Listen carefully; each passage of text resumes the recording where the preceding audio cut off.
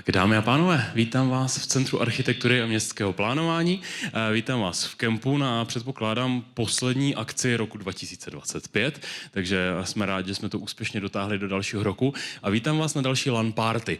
To je takový formát, kde my jako vystupujeme trošku z té naší bubliny, kdy se nezabýváme architekturou, městy a tak dále. Není to jakoby mimo naši komfortní zónu, my se v této zóně cítíme docela dobře. Tady s mojí kolegyní Terkou Procházkovou, se kterou jsme tu akci vymysleli společně před těmi 2 lety, kdy jsme ji dělali poprvé. Takže to není úplně frekventovaný formát. Když jsme dělali poprvé LAN party, tak jsme zaprvé pár lidí bylo zklamaných, že tady nebudeme hrát, to jsme původně chtěli. A ono teda v dnešní době už moc lidí neví, co je LAN party, bohužel. A já teda ještě naštěstí jo. Ale já jsem taky z té generace, kdy jako nás ještě ty rodiče vyháněli od počítačů, protože jsme marnili čas a dneska si ty rodiče říkají, no možná něco na Twitchi vydělá, že jo, tím Minecraftem. Takže to už je zase jako jiná generace, takže já naštěstí teďka, když už jako to doma obhajuju, tak už to není takový problém. A my jsme udělali první verzi LAN party, nebo první díl o urbanismu herních měst. Měli jsme tady Dana Vávru, který nám samozřejmě představil OG Mafii, takže jsme se podívali, jak City of Lost Heaven vypadalo, proč vzniklo, podle čeho vzniklo, jak se inspirovalo, protože vybudovat to město v té době samozřejmě chtělo nějakou inspiraci a pokud jste tu hru hráli, tak víte, že skutečně jako působí velice reálně to město, ale má tam samozřejmě pár vynechaných věcí, které do té hratelnosti by nepřidávali. O tom si dneska ostatně povíme taky. A pak jsme tady měli Vladimíra Vilmovského za CD Projekt Red, který nám představil Night City ze Cyberpunku 2077, takže jsme se podívali, jak vznikalo tohle futuristické město, které je vlastně tím hlavním antagonistou ve hře Cyberpunk. No a pak jsme tady měli Jardu Mevalda, který je moderátorem herního podcastu pořadu na Českém rozhlase, na rádiu Wave, kterého tady samozřejmě vítám, který tady bude právě i dneska a bude mít na starosti tu úvodní přednášku. Takže Jarda Mevald to dneska bude otevírat. My se potom podíváme na herní simulace dopravní. To jste ostatně viděli. Podíváme se na SimT a podíváme se na Back in Service a budeme potom s vámi o tom i diskutovat. Takže úplně na úvod bych tady rád pozval k pultíku pomyslnému Jardu Mevalda. Předal mu slovo. Vítám tě tady, Jardo. A poprosím tě, abys nám ukázal takový průřez tady těmi simulacemi a koukneme se na to, jak se vlastně simulují dopravní situace. Krásný, dobrý večer. Já vás taky vítám na LAN party a omlouvám se, že budu proti vám sedět, protože jsem v rekonvalescenci po operaci, takže dlouhý stání by mi nedělalo úplně dobře. Já jsem si pro vás připravil takový průřez v rámci takového žánru, který se jmenuje city building. City building je žánr, ve kterém se staví město. Když si to přeložíte, je to logický. To, na co se díváte za mnou, tak to je SimCity 3000. Tato hra vyšla v roce 1999. A možná vás překvapí, že v rámci tématu, o kterém se dneska budeme bavit a kterému se dneska budeme věnovat, tak zkuste si tipnout, jak byla simulována MHD v SimCity 3000. Upozorňuji, rok 99.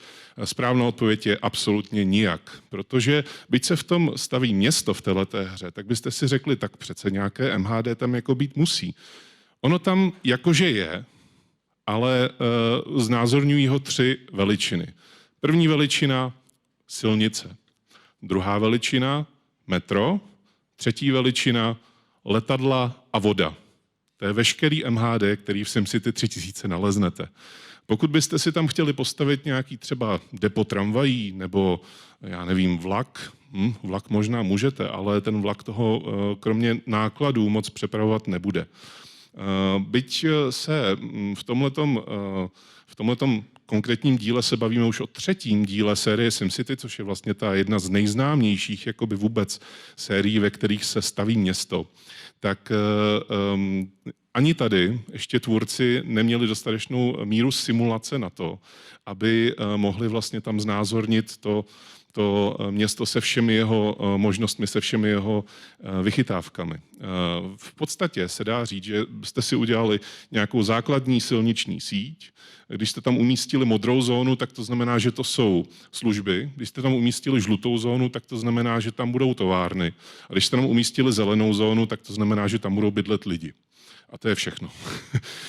Pak jste umístili nějakou elektrárnu, aby to všechno běželo na nějaký elektrice, umístili jste nějakou rozvodnu vody, aby lidi měli možnost otočit kohoutkem a něco jim vyteklo ze sifonu a taky jste měli možnost tam postavit nějakou skládku, aby lidi měli možnost kam dát svůj odpad. No a to bylo vlastně všechno. Já se ještě tady nahnu pro přepínátko a podíváme se dál. Podíváme se o 4 roky dopředu. Tohle je SimCity 4. Vidíte tam jednak rozdíl v tom, jak to vypadá, protože ta grafika poskočila o pár úrovní dopředu. A hlavně tady už konečně máme možnost trošku tu MHD v roce 2003, máme možnost už trošku stavět. Co všechno tady bylo možno dělat? Tak základem bylo, že když jste postavili město a stavili jste ho opravdu dlouho, protože v SimCity 4 byl velmi propracovaný ekonomický model, který vám skutečně nedal nic zadarmo a většinou jste zbankrotovali, když jste jako se pokusili postavit nějaké opravdu fungující město. Tak často to dopadlo tak, že jste se rozrostli na nějakých třeba 10 000 obyvatel a v tu chvíli už dávalo smysl, že jste zašli stavět třeba autobusové zastávky. Autobusové zastávky byly první, protože už jste měli tu dopravní síť vlastně hotovou, tam záleželo pouze jenom na tom, že jste tam měli silnice, po silnicích jezdí autobusy a jakmile jste postavili autobusovou zastávku, tak vám do toho autobusu vůbec nikdo nenastoupil, protože lidi prostě bavilo jezdit jenom v autech. Jakmile jste postavili těch zastávek víc, tak jste zjistili, že třeba na 10 000 obyvatel máte vytíženost autobusu třeba krásných 9 lidí v jednom autobusu. Jakmile jste postoupili trošku dál a to město se začalo rozrůstat a začaly být tam takovéhle krásné dopravní zácpy, tak lidi si řekli, co kdybych nasednul do toho autobusu a co kdyby ten můj starosta udělal ještě něco dalšího pro mě, jakožto pro obyvatele tohoto virtuálního města. Řekli jste si dobře obyvateli, já jako starosta ti udělám radost a postavím ti příměstskou síť vlaků, ve které můžeš objíždět vlastně celé město a můžeš vlastně se přesouvat velmi rychle z jednoho konce města na druhý. Ale mělo to jednu zásadní nevýhodu. Jakmile jste totiž chtěli postavit vlak, tak jste museli přibližně polovinu města vybourat, protože to nebylo to úplně připravené na to, že byste třeba v rámci nějakých nadjezdů, podjezdů mohli vybudovat skutečně jako takovou tu síť, kterou známe ze skutečných měst. Co jste ale udělat mohli? Tak mohli jste pod celým tímhletím městem rozmístit koleje pro metro. Protože tahleta hra v roce 2003 už konečně simulovala i to, že jste si mohli postavit skutečnou metro síť. Co ale nesimulovala, bylo to, že když jste postavili tu metro síť, která byla skutečně drahá a její provoz vás stál ohromné tisíce dolarů, nebo $100 teda, jak byla ta měna v téhleté hře, tak vám do toho metra opět nikdo nechodil, protože přece jenom lidi jsou zvyklí jezdit v autech, tak proč bych měl to měnit a proč bych měl v rámci svého simo života to jakkoliv upravovat a prostě já budu jezdit v těch autech. No tak jste si řekli, tak ale dobře, nejezdi si metrem, já si postavím letiště. A už jste si zašli trošku hrát, protože ani v rámci roku 2003 a SimCity 4, byť jste měli ty možnosti, tak jednoduše ten systém té hry ještě nebyl připraven na to, že by například to, že člověk stráví v dopravní zácpě 30 minut, 40 minut, 100 minut, tak že by to člověka donutilo přesednout vlastně na jakýkoliv způsob MHDčka. Pojďme dál, pojďme o spoustu let dopředu. Pojďme do roku 2015 na hru Cities Skylines. V této hře už skutečně byl naprosto funkční model toho, když jste si chtěli postavit skutečně existující město. Mohli jste si všimnout, že v rámci SimCity 3000 i SimCity 4 jste stavili takzvaný americký model města. Je to síť, čtvercová většinou, která funguje na základě toho, že umístíte někam například budovu, jako je požární stanice, policejní stanice a v rámci jejího dosahu vlastně stavíte to město. Protože jakmile to postavíte za ten dosah, no, tak to město přestane fungovat, zjednodušeně řečeno. V rámci Cities Skylines už začal ale fungovat systém takzvaných agentů. Agenti nejsou žádní lidé, kteří chodí v baloňáku a v černých brýlích, ale jsou to funkce, které v rámci toho města vlastně nabízí v podstatě všechno. Rozvod energie, rozvod vody, rozvod nějaké sanitární sítě a nakonec i rozvod těch MHD sítí. V rámci MHD sítí jste tady mohli stavět skutečně všechno, na co jsme zvyklí ze skutečného města, včetně například cyklostezek, které jako poprvé byly uvedeny právě v City Skylines v roce 2015 jako velká novinka. V tom roce 2015 ale samozřejmě nebylo to město v City Skylines ještě hotové. Oni vycházely různé dodatečné balíčky, které rozšiřovaly spoustu věcí. Na City Skylines například jste mohli stavět i různá náměstí, mohli jste stavět i místa například u vody, že jste mohli zpevnit vlastně okraj, ať už nějakého moře, anebo nějaké řeky, která protékala vaším městem. Mohli jste tam stavět skutečně náplavky. Mohli jste tam stavět i tramvaje, mohli jste stavět autobusová depa a konečně jste mohli stavět například i taxíková depa, protože byť se to zdá jako neuvěřitelné, že vlastně jako tak mám tam silnice, tak po nich jezdí taxíky. No ale v té hře to musí být simulované. To znamená, že i vlastně v rámci téhleté hry konečně jsme si měli možnost vyzkoušet, jaké to je, když postavíte taxíkové depo do fungujícího města. Taková nápověda, nestane se vůbec nic, protože na začátku jste nerozmístili taxíky přímo do toho depa a nemá tam kdo jezdit. V rámci City Skylines je vidět, že kromě toho, že ta hra simuluje spoustu věcí, tak kromě toho ještě krásně vypadá. Jenže to není vůbec nic proti tomu, co se stalo v roce 2023, kdy vyšlo její pokračování. A já myslím, že tohleto už je, možná jste si mohli tuhletu hru splést s tím, když někdo přelítá nad městem ve vrtulníku a dělá takové ty panoramatické záběry. City Skylines 2 už skutečně jako simuluje ne něco, ne jako, že bych tady vyjmenovával, co všechno ta hra simuluje. Ona simuluje skutečně všechno.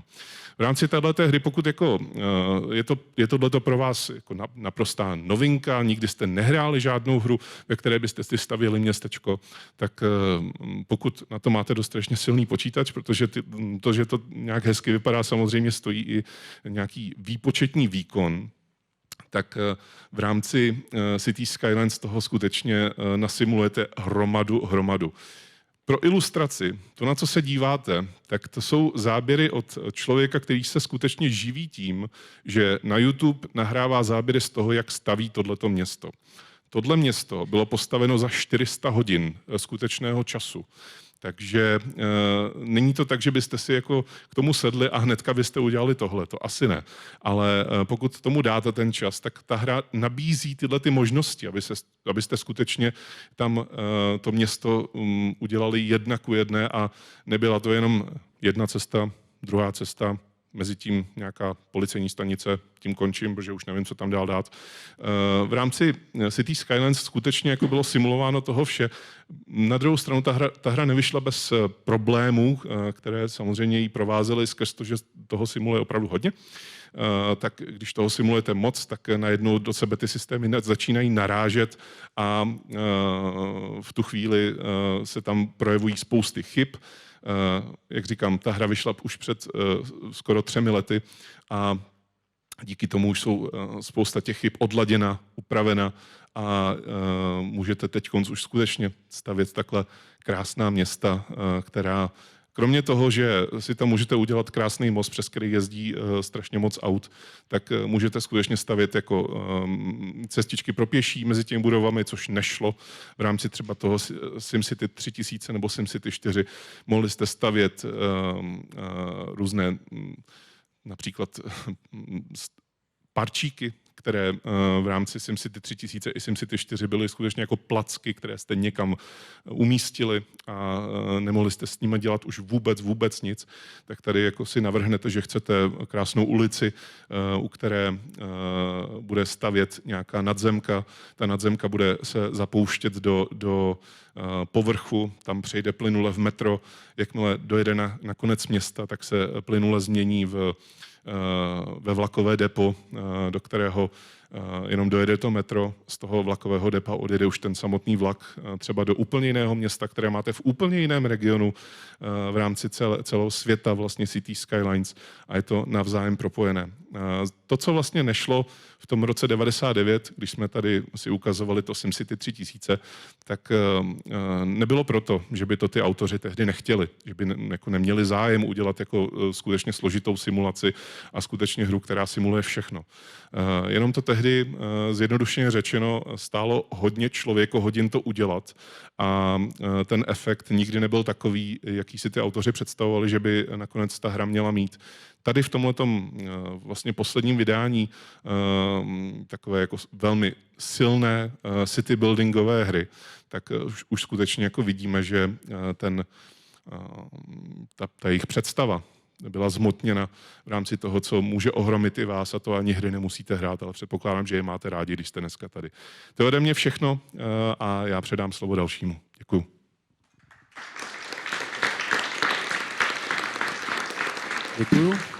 Děkuju moc, Jardo. Takhle, jak jsme viděli ten průřez, tak možná si pamatujete, že SimCity jste někdy viděli. Jo? To je vlastně ještě taková ta hra, že hráli jsme SimCity, oboje od Maxis. To znamená, já přemýšlím, jestli někdy byl nějaký průřez, že by ten Simík v Sims pak jako trpěl podle toho, jak blbě jste postavili to město. To by bylo strašně fajn, ne? Že byste mu postavili ten hezký byt, ale město by stálo za prd. Navíc on vždycky ten Simík, že ho se postavil před ten dům a buď jel autobusem, nebo jel taxíkem, nebo pro něj přijelo auto, podle toho, jakou měl práci, ale vždycky odjížděl z nějaký ty suburbie, protože Sims se nikdy neodehrávaly ve větším městě v těch prvních dílech. A je to taková ta hra, která ještě kolovala na CDčkách, případně DVDčkách, kdežto tyhle simulace, který představuje City Skylines, tak už jsou přece jenom jako otázkou nějakého pokročilejšího systému. To znamená, už to jako není někde na černo stažený, už si to musíte koupit, je to v době sociálních sítí, to znamená, že tam je i nějaká hráčská komunita a právě, jak to Jarda zmiňovala, tak City Skylines, když vycházela ta dvojka, tak tam bylo obrovské očekávání, to znamená, že kromě toho, že tam byla řada teda nějakých jako chyb a podobně, tak tam byl samozřejmě ten backlash jako od těch fanoušků, kteří očekávali obrovskou prostě senzaci. Ona tam samozřejmě nakonec je a jak tu jedničku, tak tu dvojku provází ta obrovská fanouškovská komunita v rámci toho obsahu, který pro ní vytváří. To znamená, že tu jedničku, tak jakoby v tom základu, když jste si zahráli, tak oproti tomu, co vidíte na YouTube, tak to je úplně jako jiná liga. Tam je opravdu možný si do toho stáhnout cokoliv a skutečně tam vymodelovat město podle vašich představ. Ale největší výzva v těch simulacích většinou je skutečně ta doprava, protože na ní to stojí. A můžete si teda vybrat simulátor, který simuluje všechno, jak to Jarda představil, City Skylines je skutečně simulátor města, ale největší sranda je většinou s tou dopravou. Takže si můžete taky vybrat simulátor, který opravdu pořádně simuluje tu jednu jedinou věc, která vás na tom baví nejvíc. A na 2 případy těchto simulací se podíváme teďka. A bude to právě přímo z pohledu první osoby. První hrou, na kterou se podíváme takhle zblízka, bude Back in Service, což je simulátor metra a představí nám ho spoluautor Dominik Vojta, kterého tady vítám.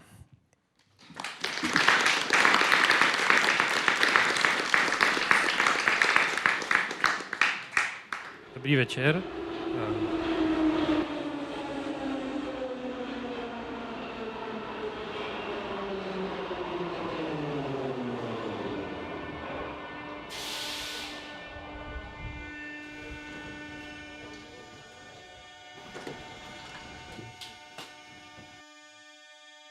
Takže dobrý večer, to jsem si nemohl odpustit, když jsem viděl tady to krásné plátno. Chtěl jsem udělat stanici Kemp a do ní přijíždějící metro. Tak, já tady bych rád dneska povídal o tom, jak vznikla hra Back in Service omylem. Ono skutečně od úplně začátku nebylo v plánu udělat hru, kde bude hráč hrát za strojvůdce metra, ale dneska budu trošku vyprávět, jak se to přihodilo. Všechno začalo někdy v roce 2022, to byla doba covidová, kdy jsem najednou měl hodně času a nechtěl jsem ho trávit tím hraním počítačových her pořád dokola a řekl jsem, že bych se rád naučil něco nového. Otevřel jsem si tenkrát nějakou stránku, kde byly i placené kurzy a vyšlo mi z toho dvě věci. Jedna byla, že se naučím hrát na piano a na klávesi. Druhá byla, že se naučím tvořit počítačovou hru. Ta hra na piano, na klávesi, chvíli jsem se o to snažil, nakonec to nedopadlo, to ocenili v první řadě hlavně moji sousedé, až potom fanoušci metra. Tohle je teda Unreal Engine. Když se rozhodnete, že budete tvořit nějakou hru, musíte si zvolit ten nástroj, ve kterém tu hru budete tvořit. Těch engineů je několik, určitě se tady o tom ještě i bude povídat. Já, protože jsem byl do té doby grafik, v první řadě pro televizi, tak jsem vždycky mě bavila to vizuálno. Neměl jsem žádné hluboké programovací základy a když jsem vybíral ten engine, tak určitě pro mě byla jedna z priorit to, aby to hezky vypadalo a to tady Unreal Engine zvládá právě skvěle. Takže Unreal Engine je to nástroj, který vznikl vlastně v úplném původu ze hry Unreal Tournament, což je hra, což je vlastně first person střílečka z první osoby. Dnes už teda ten engine je dost univerzální, takže se v něm dá tvořit všechno možné, ale když začínáte, dlouho to vypadá třeba nějak takhle. Je tam nějaká puška na začátku, nějaké prostředí, už tam máte předprogramované to, jak se určité věci vykreslují, i to, jak ten hráč vlastně chodí, i když třeba i v mém případě se to hodně výrazně změnilo potom v průběhu toho vývoje. Takže tohle je ta základní scéna, no a říkal jsem si tak nějaké prostředí. Opravdu původní myšlenka byla na nějakou možná hororovku, možná adventuru, to i z důvodu, že jsem neměl ty hluboké programovací základy, takže jsem chtěl něco, co nebude vyloženě potřeba na tom trávit hodiny a hodiny programování. Idea byla nějaká takováhle. To je hra Metro 2033 podle knížky Metro 2033. Odehrává se v blízké budoucnosti v roce 2033, v ruském metru, v moskevském, a ta atmosféra je nějaká takováhle. Mně se to hrozně líbilo, fakt ta hra, strávil jsem v tom spoustu času. Vy tam procházíte v postapokalyptickém světě, skákají tam na vás různé nestvůry, mutanti a tak. A vy nějak přežíváte. Ta atmosféra je taková dost, je to strašidelný, je to hororovka, takže tak. Něco takového jsem si představoval. První věc, teda, co jsem musel začít dělat, je začít něco modelovat. To byla pro mě taky novinka.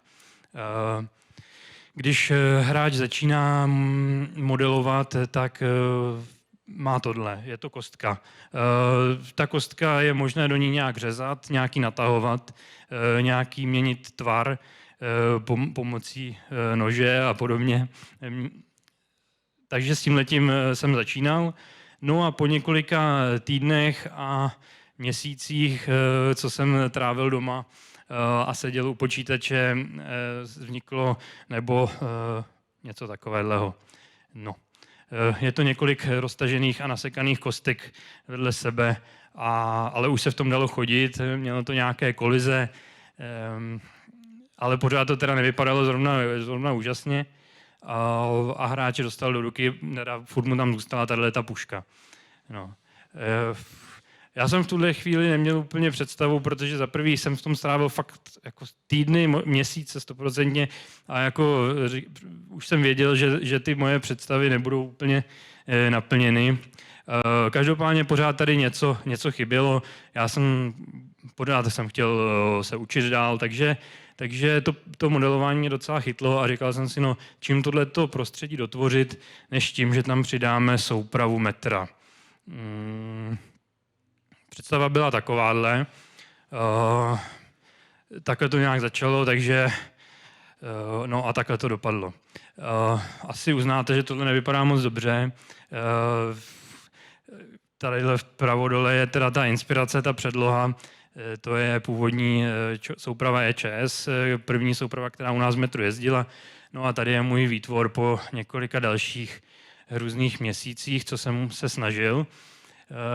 No a teda k nelibosti i mého okolí, když jsem tohle viděl, tak jsem se rozhodl, že to celé předělám a znova. Takže následovalo zase několik dalších dlouhých týdnů a měsíců tvarování kostky, až vzniklo něco takového. To je tady pro ukázku toho, jak vlastně vypadá taková pořádně naporcovaná kostka. Tady je vidět ta topologie. Tohle to už vypadalo mnohem přesněji než ten předchozí model. No a samozřejmě, když tohle bylo hotové, to znamená v Unreal Engineu, namodelované v Blenderu, což je volně dostupný software na 3D modelování, tak to chce taky trošku nabarvit. To znamená dát tomu nějaké textury, a nejen barvy a textury, ale i to, aby se dalo nakreslit třeba, že sklo je průhledné, trochu se leskne, kov, jakou má strukturu, že se trošku leskne, to stejné ty světla, že jsou hodně metalické, že podvozek je matný a tak dále. Následovalo teda několik dalších týdnů a měsíců učení se s novým softwarem, který se jmenuje Substance Painter. Ten už teda stál i nějaké peníze, takže už jsem do toho i se rozhodl něco nainvestovat, ale pořád mě to bavilo, času bylo pořád relativně dost. No a výsledek teda potom byl takovýhle, což už bylo docela uspokojivé a pokračování. Tohle je kabina metra, kterou jsem taky teda následně modeloval do každého detailu. Ono tohle je teda až jeho poslední verze, protože stejně tak jako ta souprava se předělávala asi 4x, možná 5x, no tak tohle je až poslední verze toho pultu, který jsem vytvořil, tak je asi tak 5. verze. Ale v tuhle chvíli, kdy jsem měl tohle připravený, no tak už mi bylo jasný, že asi by byla škoda, aby to nejezdilo. Takže jsem se začal trošku odklánět od té své představy, že to bude adventura a hororovka. K tomu mě trošku utvrzovali i kamarádi a známí na Instagramu, který tenkrát měl asi 80 sledujících. A všichni už se ptali, kdy bude linka C a D a B. No, takže mi bylo jasný, že kudy půjdu dál.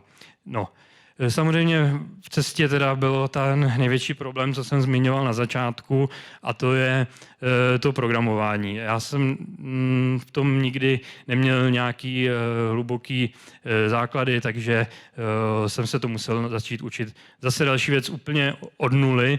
No a v Unreal Engineu je skvělá věc, jsou to tamhle ty blueprinty. To znamená, že pro člověka, který třeba nerozumí tolik C nebo C++, je tady ta věc a vlastně vypadá to jednoduše. Jsou to části tohohle kódu daný do těch boxíků, který potom zapojujete za sebe. Takže vy si můžete napsat nějaký kód, pak si ho propojit a ono jako elektrika se to spouští v nějakých sekvencích za sebou a dělá to většinou i co chcete. Já jsem teda se vydal touhle cestou, dá se i vlastně bez jakýkoliv psaní kódu jít touhle cestou, jenom spojujete boxíky. Dřív nebo později narazíte na nějakou limitaci, ale určitě je to možnost. V tuhle chvíli už jsem měl i nějaké video. Začal se, jak jsem říkal, měl jsem tam nějakých 80-90 lidí na Instagramu, se kterými jsem si často psal, oni mě chválili, jak mi to jde, a to mě jako udržovalo, dodávalo mi to tu motivaci hodně. Ale pořád jsem si říkal, no dělám to tady prostě pro nějakou 100 lidí a oni teda chtějí jezdit tou soupravou. No a mě bylo jasný, nebo chtěl jsem tomu jít naproti. Takže vývoj šel tímhle směrem. Skutečně jsem soupravu rozhýbal, začala jezdit.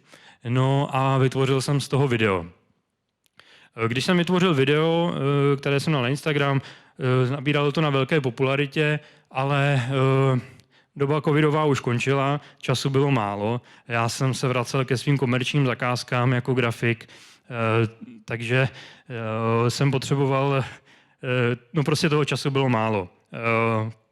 Jeden nápad přišel, uděláme crowdfunding. Na crowdfundingu jsem tenkrát spustil video, zažádal jsem o nějakých 74 000 korun, což byla docela úplně random hozená částka. V roce 1974 začínal metro u nás, no a já jsem si tak nějak spočítal, kolik by mi to mělo dát, abych u toho mohl, aby mi to nahradilo nějak ty komerční zakázky, co jsem do té doby hodně dělal. Stalo se tohle, vybralo se nějakých 690 000, 933% a přispělo 1231 lidí. No. Tak v tuhle chvíli mi bylo jasný, že teda opravdu musím jít dělat hru z pražského metra,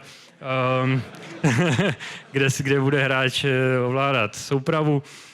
No, ale bylo to skvělé. Já si to jako pamatuju. Já jsem tomu nemohl jako věřit vůbec, protože já jsem si říkal, no těch 100% se nevybere. Já do toho nějak před cílem dohodím pár korun, aby teda to prošlo, jako, protože jinak by to propadlo. Jo. A najednou prostě během prvních 2-3 dnů to bylo splněné a pořád to pokračovalo. A já jsem říkal, už dost, jako, já nejdřív musím zjistit, jestli to vůbec jako půjde, jo. Pořádně dotáhnout. Jo. Takže, protože samozřejmě ten původní plán byl, že tam bude pár stanic, bude se jezdit tam a zpátky a nebude to nějak jako pokročilý. Bohužel teda z toho i vycházelo to, že po tom, co jsem se podařila vybrat tady ta částka, tak bylo potřeba většina těch věcí, co tam byla, zase předělat od začátku. Ta kvalita nebyla dostatečná, já jsem chtěl, aby to opravdu bylo dobrý, takže tohle je třeba jedna z věcí, která nám hodně pomohla. Teď už mluvím o množném čísle, protože díky těm penězům, co jsme vybrali, jsme si mohli dovolit najmout pomocníky, spolupracovníky, no a šlo to už všechno několikanásobně rychleji, zatímco předtím to, kam jsme se dostali teď, trvalo předtím, řekněme, půl roku, možná ještě díl, možná rok, no tak kdybych takhle tím tempem pokračoval dál, tak nejsme nikde. Díky těm financím se podařilo fakt nastartovat ten vývoj.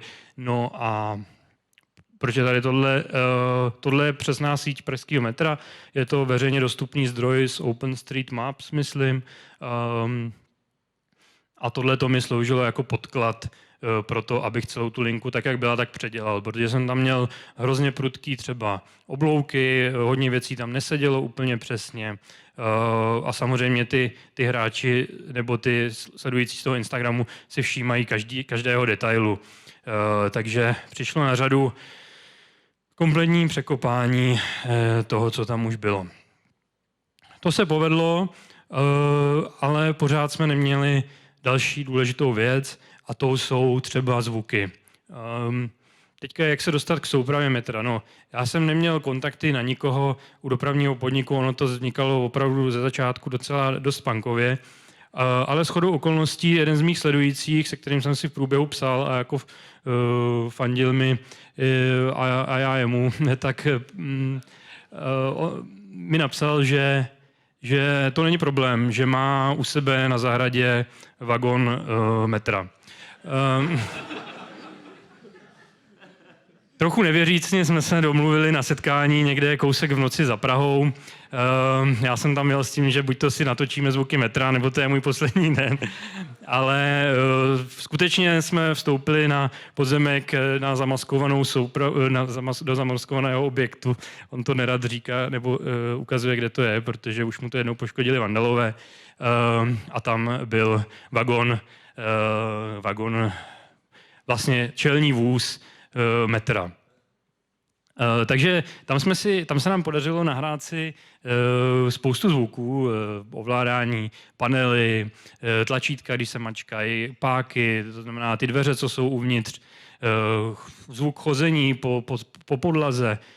a takové různé detaily. Samozřejmě zjistili jsme taky spoustu technických, důležitých věcí, které člověk musí vědět a znát. No a to byl takový základ, jak jsme upgradeovali zvuky, ale pořád to nebylo ono. My jsme se potřebovali k těm soupravám opravdu dostat a na nějaký e-maily to úplně mi nikdo moc nereagoval, takže s pomocí Muzea technických zajímavostí Čáslav, který jednou na den otevřených dveří zavážili takové malé vozítko, jsme se uvnitř něho, tohle nahrávání zvuků toho vozítka, protože ty zvuky, to vozítko tam taky chceme mít, ale shodou okolností to vozítko zaváželi do depa Hostivař. No a my jsme z toho vozítka v depu Hostivař vystoupili a byli jsme tam.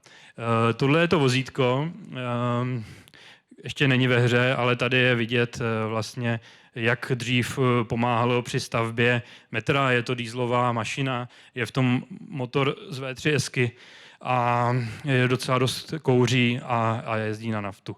No, bude to určitě fajn věc, kterou tam chceme brzo dostat. Ještě tam teda bohužel není. Ale vedlejším teda efektem byla ta, že jsme se konečně dostali k těm soupravám na blízko. Navázeli jsme tam kontakty právě i se skvělýma lidma z dopravního podniku, který nám potom byli velkou pomocí a oporou do budoucna. A nahráli jsme si tam zase spoustu zvuků, zjistili jsme spoustu důležitých detailů a tak dále. Tady je už potom jízda oficiálně, kdy jsme měli celou soupravu pro sebe, nahrávali jsme zvuky, zjišťovali jsme zase spoustu dalších technikálií a tohle je vlastně východ sluníčka z metra někde u Lužin, mám takový pocit.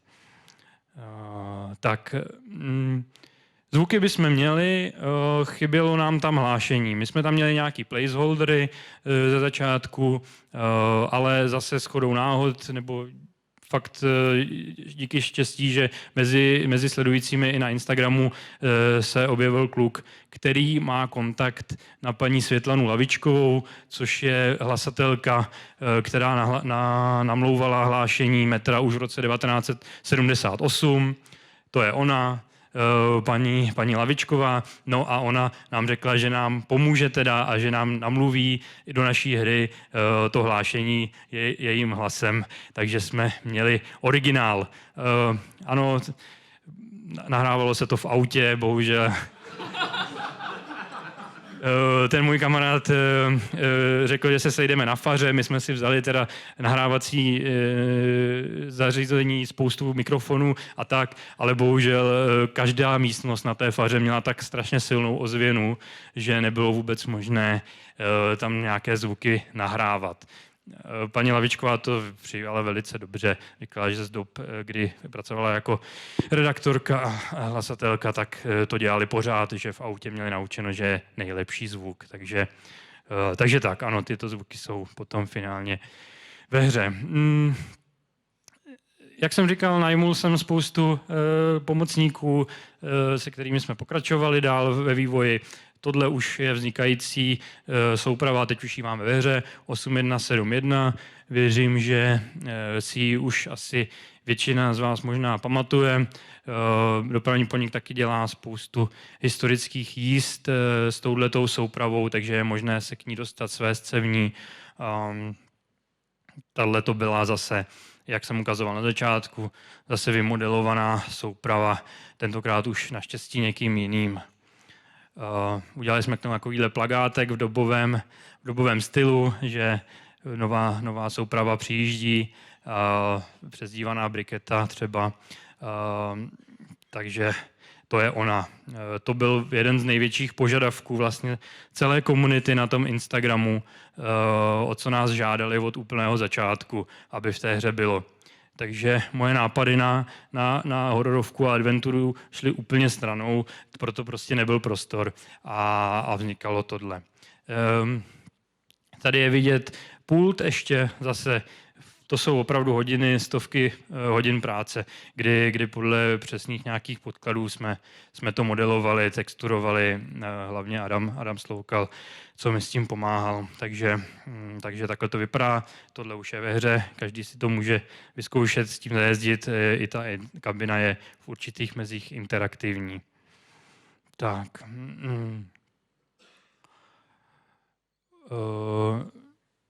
K metru patří spoustu jiného jako zákulisí. Nejsou to jenom stanice a tunely, ale jsou to třeba i tadyhle ty protipovodňové uzávěry, které nás teda moc před povodní neochránily, ale jsou tam. Hráč může s nima manipulovat, může je i opravovat, to jsem tam taky dostal, no a takhle to nějak vypadá. Je to vlastně docela autentické, on se tam rozezní takový varovný signál, pak se to začne pomalu otvírat, je to docela efektní. Tak, tady je obratiště Strašnická, to je podle reálné předlohy zase za stanicí metra Strašnická. Leží tady to obratiště, které původně bylo zamýšleno jako, že Strašnická bude konečná stanice. Vlaky se tady na těch kolejích budou obracet a budou jezdit zpátky. Ono to moc dlouho nevydrželo, pak byla otevřená hnedka stanice Skalka, takže teďka se tady po těch dvou kolejích uprostřed pokračuje dál až na Skalku, s čím se teda nepočítalo, ta trať na to nebyla úplně stavěná, ale je to tak a je to tak i do dneška. Dneska už vlastně málo kdy něco končí na Strašnické. Takhle to je pohled z pohledu strojvůdce, kdy se míjí dvě soupravy proti sobě a tady vidíme i světelná návěstidla, což je taky jeden z věcí, které jsem si musel nastudovat pořádně, jak fungují světelná návěstidla vlastně za tu dobu, vlastně teďka už 2-3 roky, jsem se toho o metru dozvěděl opravdu teda hodně.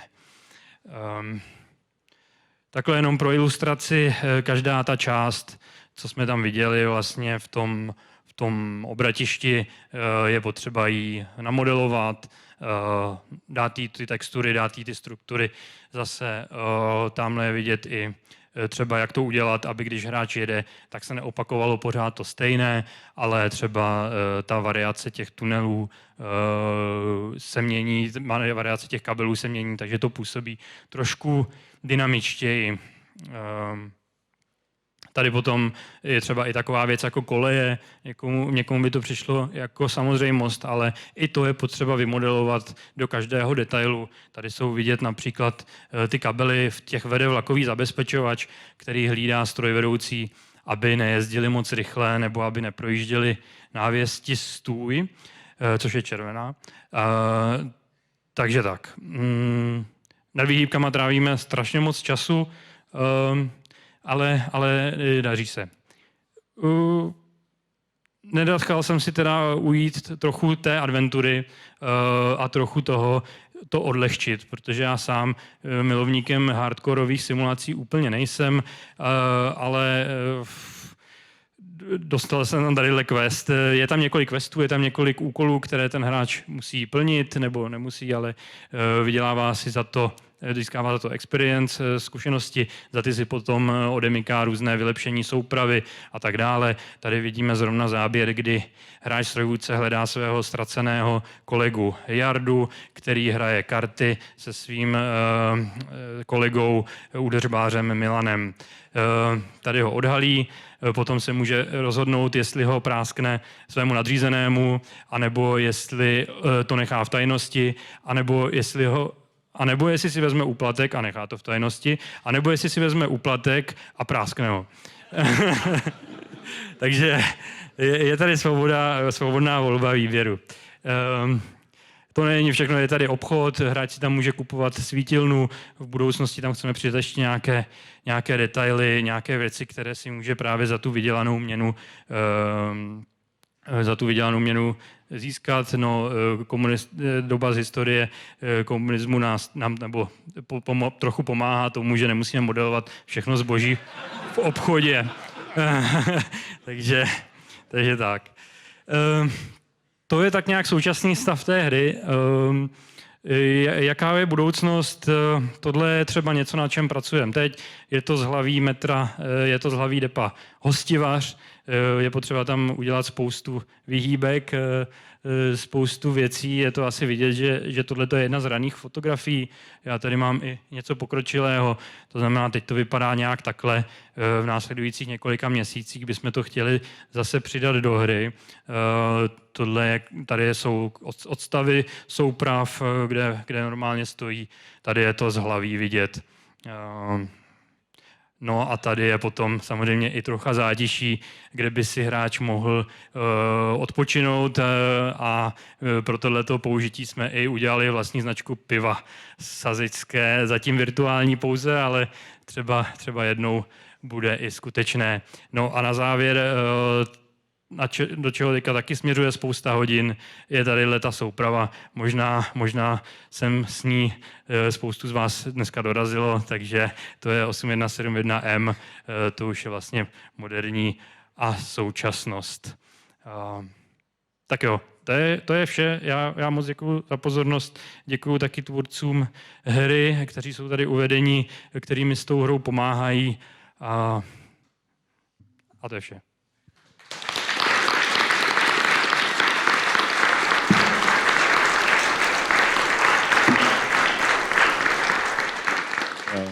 Děkuju moc krát i za ten krásný průřez tím postupem, jak ten vývoj vypadá. Mě to připomíná takový ten mem s tím, jak se má nakreslit kůň. Na začátku ten ovál a pak dokreslíte zbytek koně. Tak tady máte kostku a potom dokreslíte zbytek linky A. Nádherná věc. Já jsem rád, že jsme ji tady viděli takhle do hloubky, i včetně toho depa Hostivař, protože to je právě vlastně trošku i tajemství třeba té Strašnické. Proč můžete potkat právě ten vůz 1M třeba na Strašnickém, jo? Že tam najednou z ničeho nic jede vlak, který normálně jezdí na C, protože na konci jsou právě ty dílny, kde všechny tyhle ty vozy může dopravní podnik opravovat. Takže to je takové kouzlo té linky A. Nehledě na to, že všechny ty linky jsou propojené, my jsme to tady zmiňovali častokrát i v rámci výstavy, protože ta naše výstava trošku je propojená s tím dnešním večerem. My máme aktuálně končící výstavu, která se jmenuje Propojené město, a kde se věnujeme kolejové dopravě. Převážně vlakům, tramvajím, metru, a i na ty tramvaje se teďka podíváme, ale než se na ně podíváme, tak já ještě vzpomenu jednu věc. My jsme tady teďka viděli metro opravdu z pohledu tedy řidiče, včetně kantýny. To je opravdu jako hardcore, myslím, že je to simulace.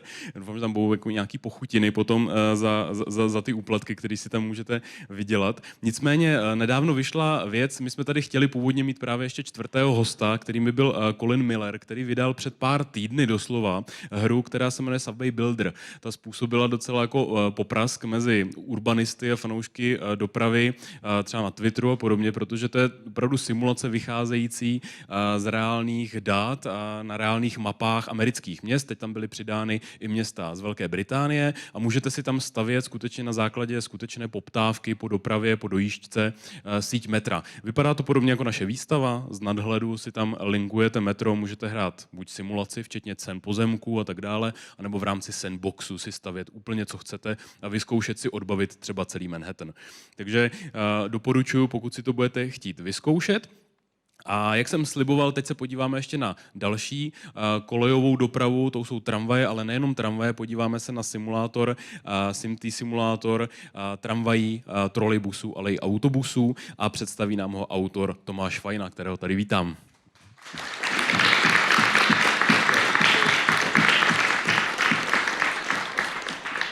Tak přeji krásný dobrý večer. Mé jméno je Tomáš Fajna a dnes jsem zde za český nezávislý tým Firefox Games. Zabývající se především tvorbou videoher. Jsme vlastně složeni zejména z fanů dopravy. Dá se říct, že všichni jsou do toho stejný bázně jako já. A stejně jako u Dominika Vojty, tak je vlastně postupně inspirovala ta moje práce na tom Instagramu. Později mi vlastně psali, dali jsme se také dohromady. Sim Simulátor vlastně je simulátor 3 trakcí. Hráči to nabízí na výběr mezi tramvají, autobusem a trolejbusem. To vše vlastně v rámci jedné hry. Je to starší hra, už někdy z roku 2011, takže už taková mladší babička.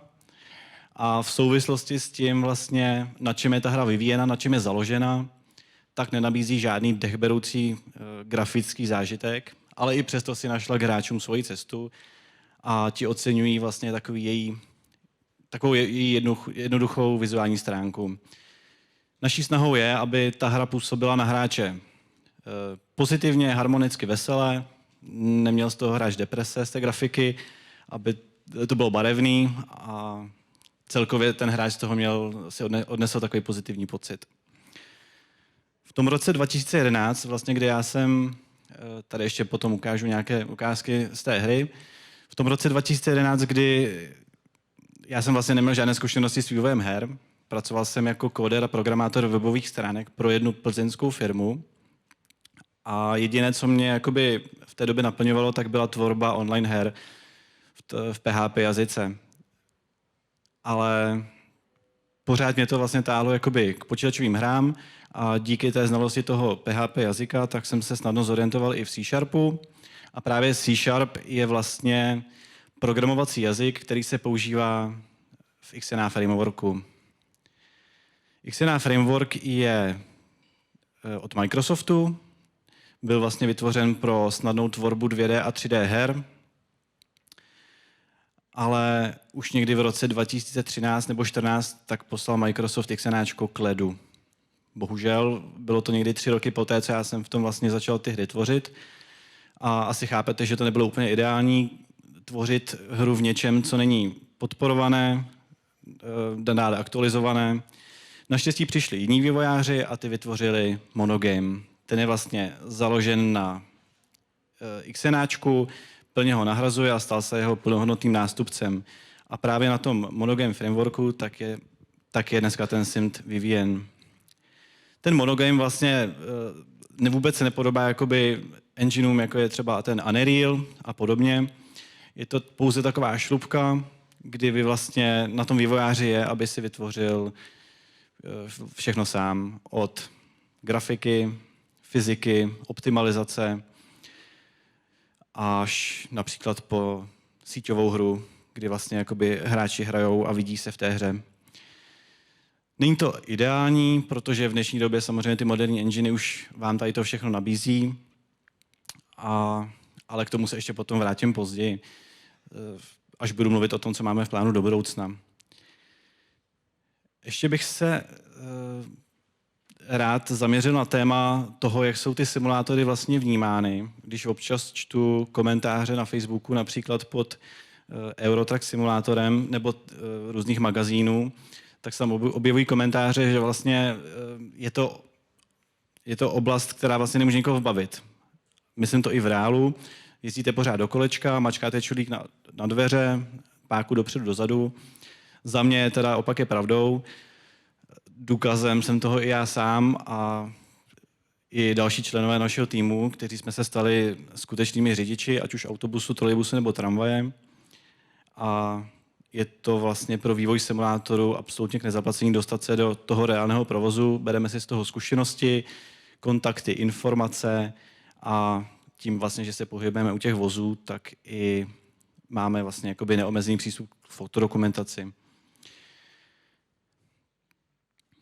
Teď se trošku zaměříme na to, v čem ten hráč se v té hře pohybuje. Je tam vlastně fiktivní město, není to žádné reálné české město. Mezi hráči jsem mu zažil takový příznačný název Simtov. Ten se vyvíjel už jakoby dlouho, my jsme přemýšleli, jak to město pojmenovat, dlouho nás nic nenapadalo. Tak si to hráči pojmenovali sami.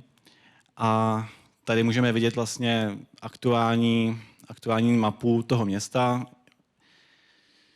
To město má přibližně 600 000 obyvatel a co se týče rozlohy, tak má z nejsevernějšího na nejjižnější cíp přibližně 8 kilometrů, sever, západ potom 12 kilometrů.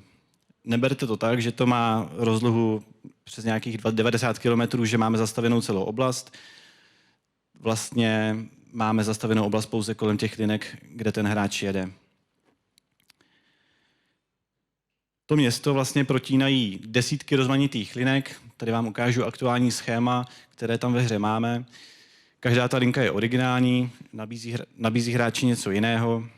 Můžete si vybírat mezi linkami, které jezdí v centru, kde vlastně stojíte v kolonách a že my vlastně v tom simtu jakoby nešetříme těmi auty. Můžete si nastavit nejhustší dopravu a pak tam víceméně, dá se říct, jenom stojíte.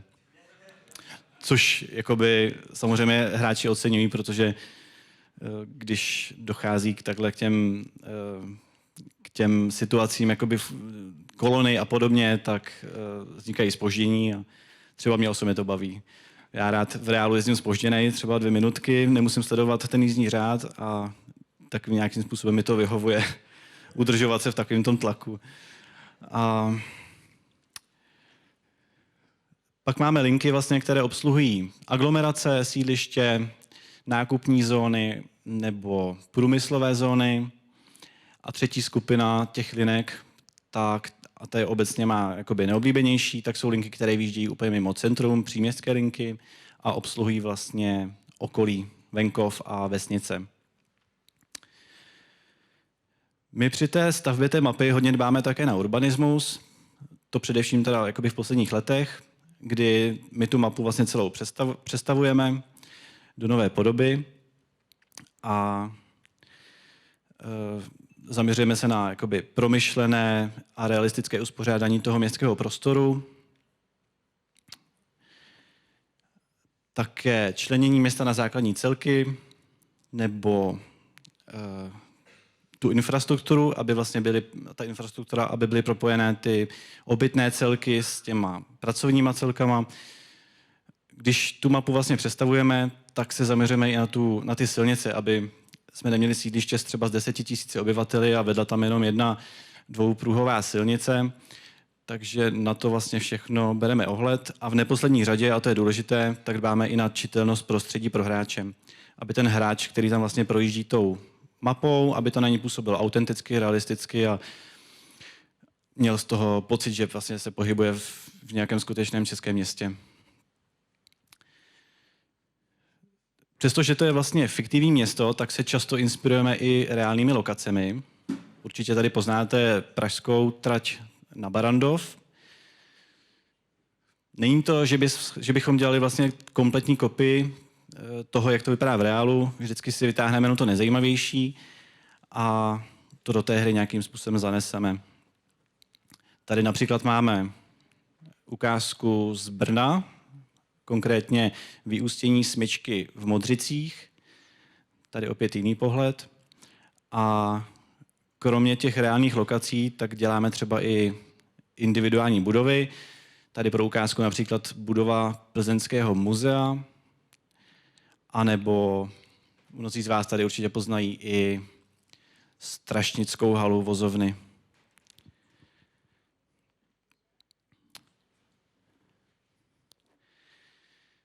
Nejde o to simulovat všechno, ale jen to důležité. To je takové moje tvrzení, kterým se řídím. Několikrát se mi to vyplatilo, když jsme vlastně předělávali systém trolejbusů, kdy jsme chtěli, aby to na hráče působilo reálně. Například jedete do oblouku, musíte dodržovat nějakou rychlost, jedete přes křížení, přes výhybky, to samé. Zavedli jsme tam i funkci, kdy vlastně každá výhybka, je to vlastně ta armatura a snese různou rychlost.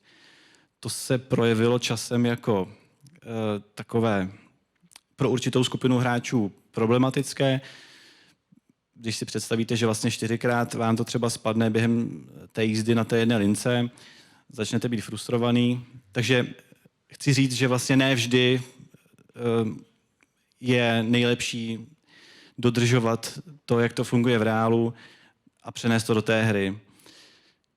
I na vývojáře, aby vyvážil, co ještě je možné simulovat a na úkor té hratelnosti. Hodně se také zaměříme na detaily. Já osobně mám rád takové drobnosti. Tady tím chci demonstrovat to, že aktuálně tam zavádíme preferenci MHD a to jsou takové drobné detaily, které toho hráče překvapí. Když dám příklad, jedete tramvají, přijíždíte ke křižovatce a před vámi je tam vlastně proud out v kolizním směru a ta křižovatka vám to dokáže vlastně vyklidit ten prostor, aniž byste museli zastavit. Takhle se vám to stane třeba 4krát, že vlastně projedete tou křižovatkou bez zastavení a ten hráč si řekne, wow, tak nad tím se někdo zamyslel, s tím si dal někdo práci, tohle to funguje. A to je právě ten okamžik, takový ten detail, co já mám rád. S tím samozřejmě souvisí i moje další tvrzení, že nejlepší momenty při hraní nejsou ty, které plánujete, ale ty, které vás překvapí. A v porovnání s tou preferencí, tak vlastně vyjedete náplní té hry, že vlastně jezdíte od zastávky k zastávce, otevíráte dveře, to je právě to, co je plánovaný. A to, co vás překvapí, tak je třeba další funkce, kterou plánujeme do další aktualizace. Budou dobíhající cestující nebo cestující na invalidním vozíku a kočárky. To do toho samozřejmě bude vstupovat náhodně s nějakým dynamickým prvkem a zase to bude něco, co tu hru obohatí do budoucna. Náš styl vývoje je takový, že ta hra už je víceméně, jakoby, dá se říct, že to je hotový produkt, ale pořád na ní pracujeme, máme s ní velké plány, vydáváme časté aktualizace, jednou ročně vlastně vychází velká nová verze, která obsahuje rozšíření mapy, obsah nový, nové funkce, spoustu oprav, protože vždycky tam prostě nasekáme nějaké chyby a ta hra má vlastně příběh. My si kolem toho udržujeme takový ten příběh, staráme se vlastně o to, jako by to bylo skutečné město, píšeme o tom články na sociální sítě a pro hráče vlastně i několikrát do roka tak vytváříme různé eventy. Aktuálně například zrovna v tuhle chvíli tak nám tam probíhají vánoční linky, kam vždycky nasazujeme různě vánočně laděná vozidla. Tady si jich ještě pár ukážeme v dalších slajdech, ale ještě bych chtěl říct k těm dalším událostem, co děláme, jsou to například uzavírky a objížďky, dopravní komplikace, anebo festivalové linky, kdy vlastně hráč usedne za ten pult a dopravuje návštěvníky na hudební festival za město.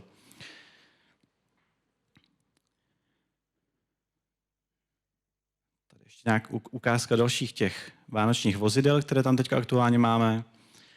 A v dalším slajdu máme vlastně tady běžně jakoby jezdí tramvaje a my to třeba na 2-3 měsíce dáme pryč a kolem toho vlastně hráči jezdí s autobusy náhradní dopravy.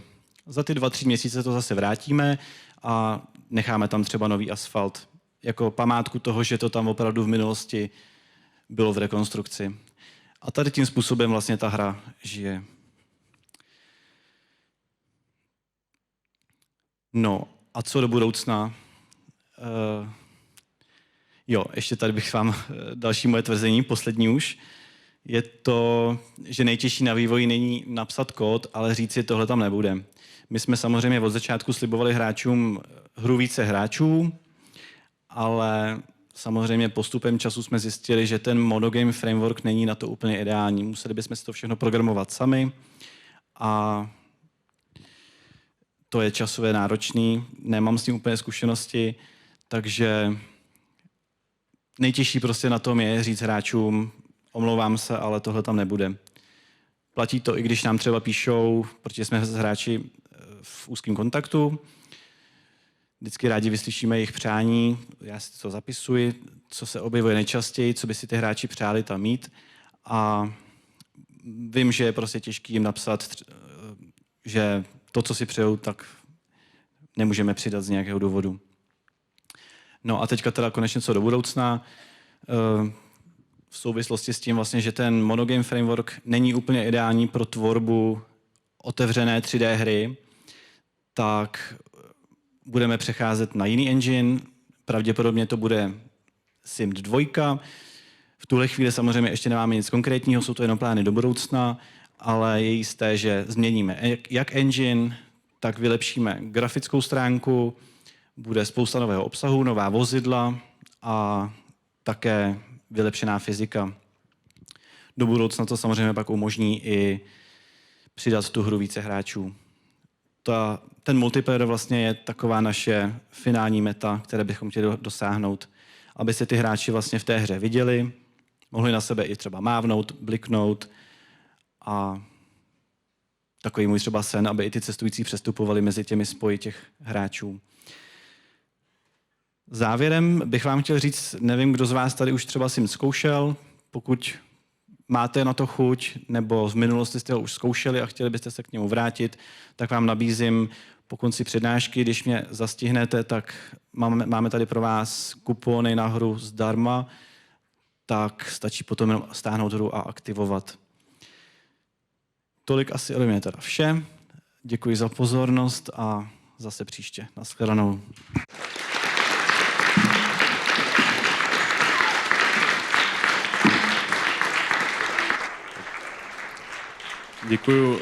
Děkuju moc krát. Poprosím vás tady o židličky. Děkuju. Asi můžeme dát tady trošku, to je uprostřed, tak to je dobrý nápad, tak to nechte takhle. Děkuju moc krát. Mně se strašně líbí, mě napadlo strašně moc jako vtipu, jak jste zmínil, že bude multiplayer. Mě právě jako první, co mě napadlo, nebo jako, že tam bude víc hráčů, že na se budou moc konečně mávat, protože to je taková ta věc, která podle mě k tomu ježdění tramvají patří. Oni si vždycky tak jako mávnou, nebo se pak potkají u toho hajzlíku jako na konci na té točně. Tam si stihnou jako prohodit, že pan Fajnat prozradil, že on tramvají ve skutečnosti jako jezdí. A já, když jsem mu volal, dohadovali jsme se na této akci, tak on mi říká, jo, já teďka mám na pauzu, tak pravděpodobně někde běhal po té točně a měl zrovna službu. Pánové, já vás sem pozvu, pojďte mě sem doprovodit. Děkuji moc krát za vaše vstupy. Máte tam místa, máte tam mikrofony. Vy jste tam zmínil některá mota, která jsou skvělá. Já jsem je měl už předtím jako otázky, protože mně přijde, že se sami o sobě nabízejí k diskuzi. Teď jsem ale nakousnul to, že vy jste začal jezdit s tramvají, že se tím vlastně jim přivyděláváte nebo živíte. Jak to máte vy, Jardo? Ty jsi dělal chvilku na IPRu tady, takže dejme tomu, že se ti skrytý Skyline slíbilo natolik, že jsi zkusil plánování měst. Jirko, když jsem byl na pohovoru, tak já jsem říkal, moje kvalifikace je, že jsem postavil takovýhle město SimCity. Mě to právě napadlo, jako, protože já nemám jako úplně průpravu, moje herní průprava jsou 1000 hodin, ale co se týče urbanismu, tak mě spíš ty simulátory samozřejmě zklamou, protože ne všechno tam můžu realizovat. Vyzkoušel jste si, pane Vojto, řízení metra? Láká vás to?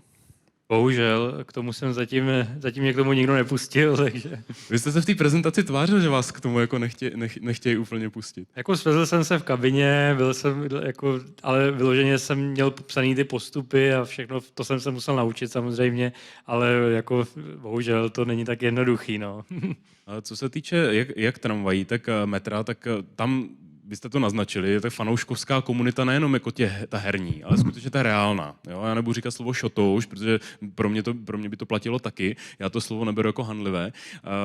Prostě nadšenců do dopravy je spousta, to znamená, měli jste případně oporu té komunity v tom smyslu, že jste se ptali na něco, jak to vypadá, jak to funguje, jak to nasimulovat. Měli jste se koho zeptat? Asi jo.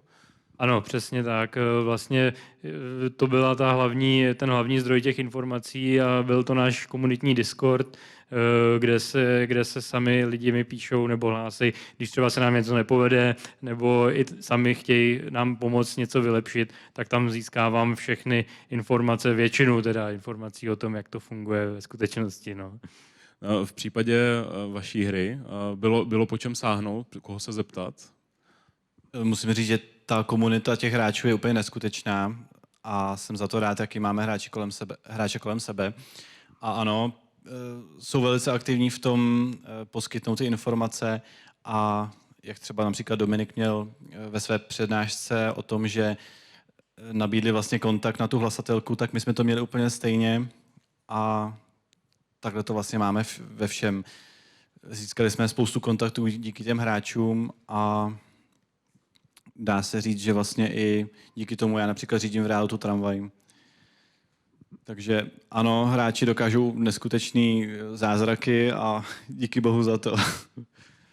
Vy jste zmínil důležitou věc a to je, že my se bavíme dneska o simulátorech, ale měli jsme tady na začátku v tom Jardově příspěvku i věci, které jsou trošku arkádovější, kde se láme ta touha udělat opravdu jakoby ortodoxní simulátor a kde už je potřeba něco vynechat. Vy jste zmínil právě třeba to, že vám spadne prostě z toho trakčního vedení ten sběrač. V případě metra, co bylo tam třeba vynechat? Co už jako nešlo nasimulovat nebo nemělo smysl, protože už by to byla prostě otrava? Bude tam všechno. Přemýšlím. Určitě jsme vynechali nějaké hry nebo simulátory mají přístup toho, že opravdu reálně simulují každou součástku v té soupravě nebo v tom vlaku nebo cokoliv to je. A potom vlastně výsledek té hry, to, co hráč ovládá, je opravdu vlastně jedna k jedné kopie těch elektrických obvodů a tak. To třeba my máme, jako není to úplně tak, i když to ovládání bych řekl, že postupně ladíme a už se opravdu jako blížíme tomu skutečnému, ale ten pozadí třeba není ta kopie úplná všech elektrických obvodů a tak podobně. Jardo, ty jsi nám tam ukazoval simulace měst. My jsme se už předtím, když jsme vymýšleli tuhle akci, trošku bavili, že některé věci z těch měst je potřeba vynechávat, protože úplně nefungují. Napadá tě něco, co jde uvést jako typický příklad toho, co by té hratelnosti vlastně uškodilo, když chci mít takovéhle krásné herní město? Ono často tomu uškodí taková úplně jako banální věc, dá se říct, která by jako člověk si řekl, to tam ale přece musí být, ale ono to tam nemusí být, protože to pak není zábava vlastně takovýhle typ hry hrát. A to je třeba denní doba. Jo, že vlastně tam neustále všichni jedou do práce v takovýchhle jako hrách. Jo. Pořád tam je jako ta chuť jít do té práce, nasednout do toho auta nebo do toho MHDčka, pořád jedu do té práce, nikdy se nevrací vlastně z té práce. Neustále jedou nové a nové jako entity vlastně do těch prací. Zejména tady v tomhletom, když to, co vidíme za mnou, v tom roce 99, když to vyšlo, tak tam jako skutečně jako bylo v porovnání s tou poslední hrou ze City Skylines 2, tam nebylo nic, dá se říct. Jo. Tam jste skutečně postavili pár budov, jako dalo by se to spočítat jako třeba do 50 budov, že jste postavili. Zatímco, jestli můžu poprosit do režie, kdybychom si ukázali vlastně to City Skylines 2, tu poslední ukázku, tak vlastně tam už jako, tam se simuluje doslova všechno. Jo, že jako tam skutečně, kromě toho, že tam máme tu dopravu, máme tam ty normální silnice, máme tam dálnice, máme tam mosty, máme tam letiště, máme tam vodní dopravu, máme tam železniční dopravu a ne jako jednu železniční dopravu, ale víc jako druhou železniční dopravy. Tak skutečně jako tam už ta složitost vlastně narůstá a už se tam muselo počítat s tím, že ty jednotlivé věci na sebe ne jako, že musí navazovat, ale musí na sebe hlavně reagovat. To znamená, že když je uzavírka nebo nějaká dopravní špička v rámci jedné části města, tak ty jednotlivé systémy to poznají, zjistí, aha, tady tudy teď to nejde, musím to zkusit objet nějakým způsobem. A vlastně tyhle ty věci jako v rámci té hry jsou taky simulované, samozřejmě velmi zjednodušeně simulované, to znamená, že ne každý výmol znamená jako teď to tudy nejde, ale když už jako se to stane, tak to musí jako být, to skutečně musí být teda. A třeba tady, když vidíme ten stadion za mnou, že tam je skutečně simulovaný i nějaký jako sportovní veličina v tom městě, tak to je tam skutečně jako velmi poníženo v rámci té simulace. Tam jako není jako, že by tam byla událost, jako teď všichni se zvednou 80 000 lidí a jede na stadion. Tak to nefunguje. Ale když tam umístíte ten stadion, tak to znamená, že se zhorší v nějakém poloměru, se zhorší dopravní situace v tom městě okolo toho stadionu. Takže například tímhletím způsobem se to zjednodušuje.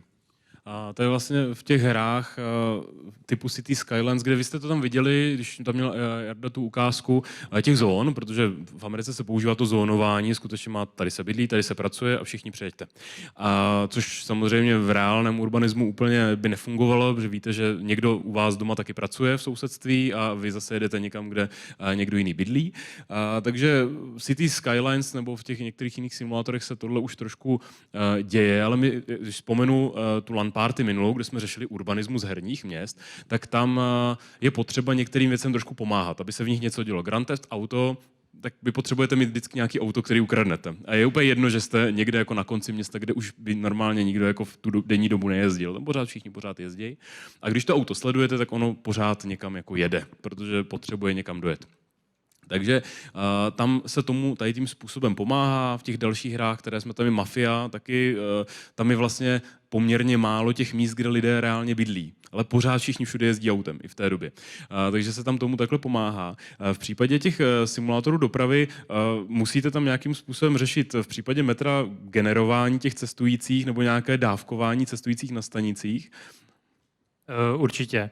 A to nejen teda cestujících, ale i samotných souprav, které vlastně v prvních verzích, protože tam není jen ta souprava toho strojvůdce, ale je tam i umělý provoz. Takže ze začátku se to řešilo tak, že opravdu ty soupravy byly jenom v blízkosti hráče, pak zmizela, zase se objevila někde nějaká jiná. Teď teda už postupně, a to bylo hlavně z důvodu optimalizace, aby to nebylo moc náročné na procesor a tak. Takže určitě takováhle zjednodušenost tam byla. Stejně tak jako lidé.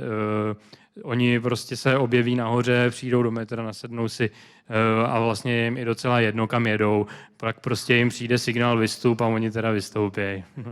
Mně se teďka stalo, když vypli Bčko, tak jsem zjistil, že velká slabina metra je, že pokud všichni vystoupí, tak se ucpe eskalátor. Takže já jsem se 10 minut dostával jenom nahoru.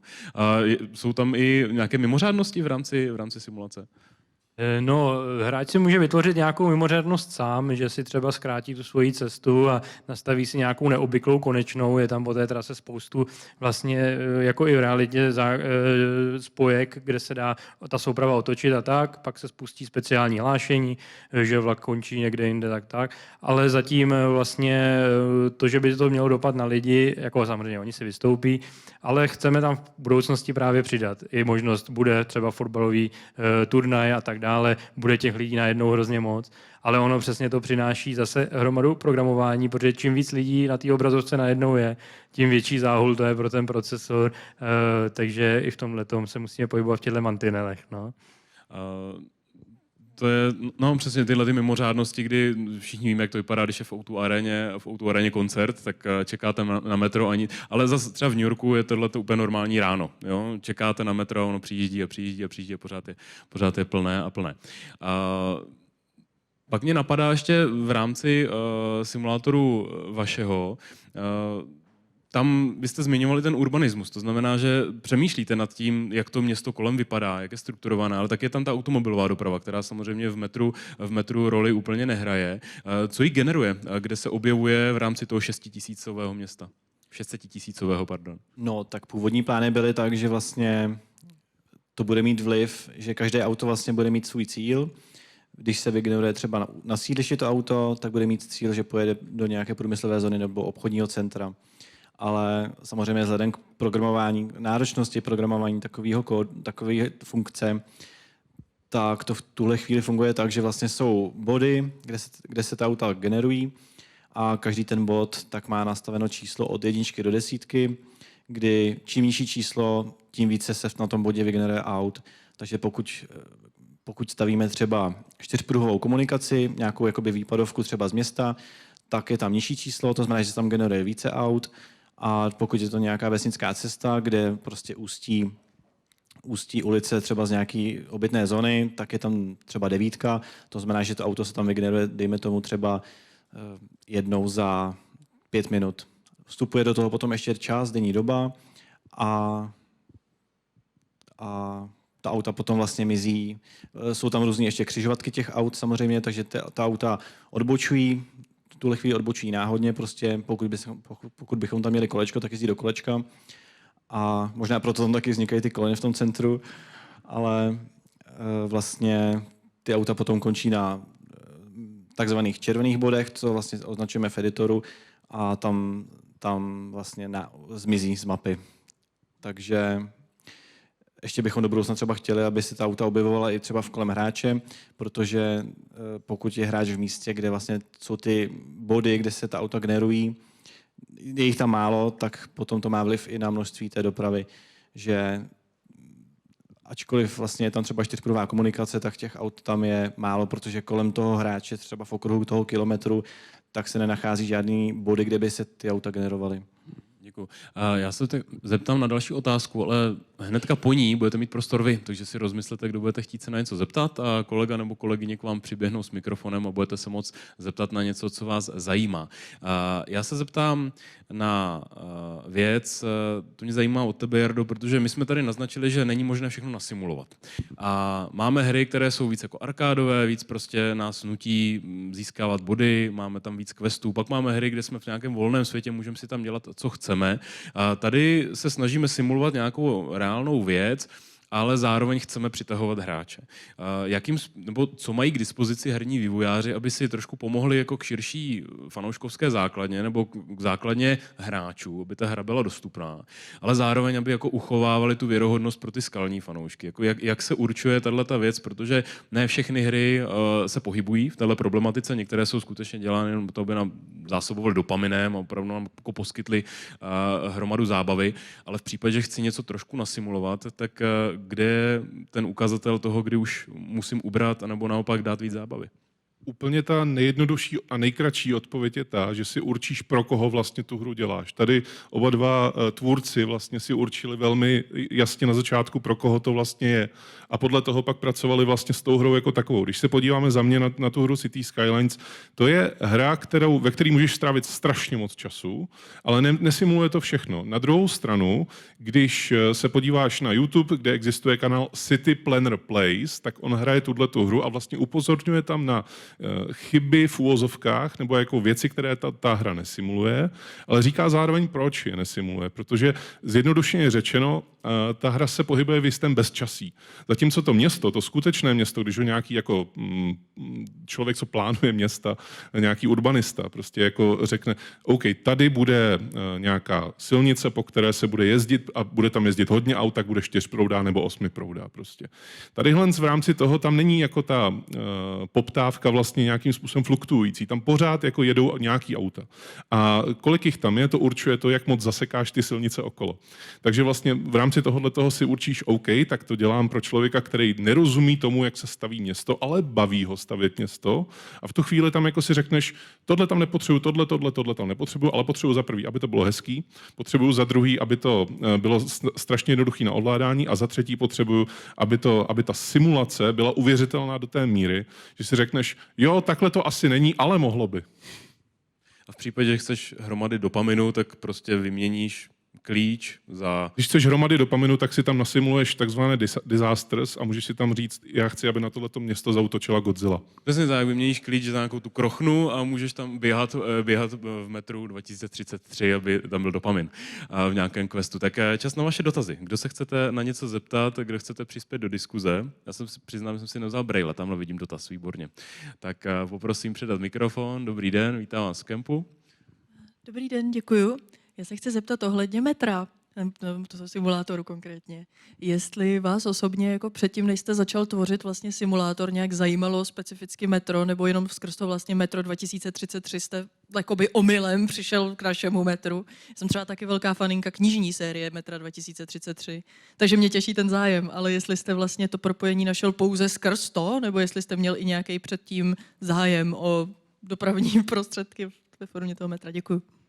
Jasně, jo, určitě jo. Já jsem vlastně docela odmala jsem zkoušel všechny možný simulátory metra i železnice, teda jako to mě hodně vždycky bavilo.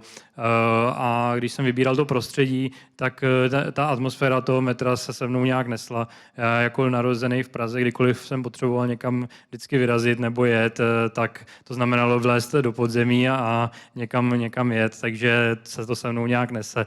Takže ten zájem tam určitě byl. Jako. No. Tak máme někoho dalšího? Vítám vás tady, dobrý den, v první řadě. Díky moc, super přednáška. Já mám dotaz asi na ty kolejové vozidla a to je fyzika. Jak jste řešili, nebo jak řešíte tu fyziku, jestli třeba máte nějaký feedback od strojvedoucích a tak dále, do jaký míry, já nevím, nástup brzdního účinku a tak dále, vlastně odpovídá té realitě? Jo, já začnu teda. Původně to bylo hrozný a postupem času se to zlepšovalo, zase díky tomu feedbacku. Jo, ten feedback chodí, my se inspirujeme samozřejmě i třeba u jiných her, ale vlastně primárně je to třeba i od skutečných strojvůdců, kteří nám s tím pomáhají a říkají, jak ta fyzika jako reálně funguje. No. Když jsme u těch tramvají, tak tam třeba... Prosím ještě mikrofon, jestli můžeme zapnout, on se vám asi vypnul. Tak, prosím. Když jsme u těch tramvají, tak tam třeba v tu zimu, když jsem tam viděl ten sníh, taky řešíte, jako, že ta kolej je taková ta okyslá, je to horší jako v tom reálu? No, ono to není jenom v zimě. Já to zjistil vlastně, až když jsem začal tu tramvaj v reálu řídit, Je to například, i když padá listí, to se tam rozjede do takové jakoby omáčky a klouže to úplně neskutečně. Nebo když začíná pršet, tak se udělá takovýto bahínko s tím prachem. Pak když už prší hodně, už to neklouže. A vlastně do té doby, než já jsem začal tu tramvaj řídit, tak jsem to nepovažoval za důležitý. Ale patří to k tomu natolik, že to do té hry zaneseme, včetně pískování a tak, protože vlastně ten skluz a ten smyk té tramvaje, kdy se ty kola vlastně zaseknou a ta tramvaj jakoby jede tím smykem, tak to prostě k tomu patří. A ty zkušenosti vlastně z toho řízení té tramvaje, abychom zanesli do té fyziky v té hře, tak je fakt, že neměl jsem o tom takovou představu, dokud jsem si to sám neskusil v tom reálu. U té tramvaje to zase není tak hrozný, třeba například s tím nástupem toho brzdního účinku, ta reaguje poměrně rychle, ale to pískování a ten skluz, to je věc, kterou jsem podcenil z začátku, no. Co se týče ty grafické stránky, ty fyzické stránky. Já se zeptám na jednu věc. Teďka jsme tady zmínili, že těch simulátorů samozřejmě víc, každý jsme někdy něco hráli. Já jsem si tady poznamenal první simulátor vlaku, který jsem kdy v životě viděl a hrál, tak to bylo Escape to Normandy, což byla opravdu jako prehistorická hra, která byla tak ve 3 barvách a já jsem ji hrál na Commodoru. Což bylo to takový jako počítač, nevím, jestli jste to někdy viděli, to byla prakticky taková tlustá klávesnice s disketovou mechanikou. A velká výhoda byla, že když to dítě na tom hrálo, tak vypadá, že pracuje. Jo, to vypadá jako, že malinký dítě bude pracovat jednou v kanceláři, takže rodiče mě na tom nechávali hrát. A Escape to Normandy byla jedna z věcí, které jsem teda tam hrál. Byla to hrozná hra, nevěděl jsem, jak se hraje a táta nějak přišel na to, jak ten vlak rozjet. Co jste si zahráli jako první hru vy, která vás nějakým způsobem vedla aspoň tímhle směrem? Protože samozřejmě her jsme hráli hodně, ale která je taková, která vám utkvěla v paměti? Myslíte, co se týče jako simulátorů? Co se týče prostě té tematiky, no. Jak simulátor, tak ale klidně mohl to být vláček, který jsme hráli na Windowsech. Já jsem od malička praštěný kolejnicí, takže u mě to byl jednoznačně Train Simulator. Určitě tady spousta z vás zná, kde jsem si vlastně stavěl i v editoru své mapy, na který jsem potom jezdil s těma vláčkama. A vlastně i ten Trains tak mě potom inspiroval k tomu udělat jakoby simulátor.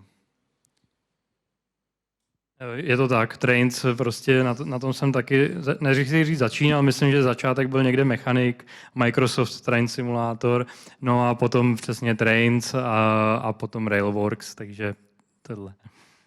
V rámci stavby města já jsem začal v Egyptě, protože já jsem začal hrou Farao, který se skutečně ve starověkém Egyptě tvoří nejdřív maličké vesničky, pak velké města a nakonec stavíš i ty pyramidy. No, tady v těch prehistorických hrách, tak já vzpomenu Transport Tycoon, respektive dneska už to je známý pod tou reinkarnací OpenTTD, což je vlastně hrozně jednoduše dostupná hra. Můžete ji hrát i na Macu. Pokud máte Mac, tak si můžete tuhle hru stáhnout a můžete ji hrát. Můžete ji spouštět a vypínat, když ji chcete hrát v práci. Jo, že ji minimalizujete a můžete si tam hrát. A ze který pak vlastně, když jsem se díval, jak vypadají dnešní některé hry, tak populární jsou poměrně Mašinky, což je česká hra, která je vlastně poměrně jako populární. A když se na ní podíváte na nějaký gameplay, tak to trošku vychází z toho Transport Tycoonu, z těch čtverečků, z té čtverečkované mapy, která tam je.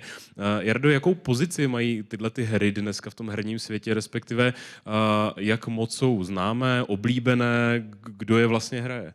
Oni stále jsou extrémně niž, ale proměňuje se to, co znamená niž v průběhu času. Zatímco, když kluci tady začínali na train simulátorech a na trains, tak to bylo skutečně jako řekněme desetitisíce lidí, kteří to aktivně hráli, nejen, že si to vyzkoušeli. Tak dneska to neznamená 10 000 lidí, ale skutečně třeba u Eurotrack simulátoru, což je hra, která znázorňuje vlastně mapu Evropy a jezdíte tam v tyráku a nabíráte náklady a jezdíte vlastně po celé Evropě, tak to jsou miliony hráčů, to nejsou jako malá čísla.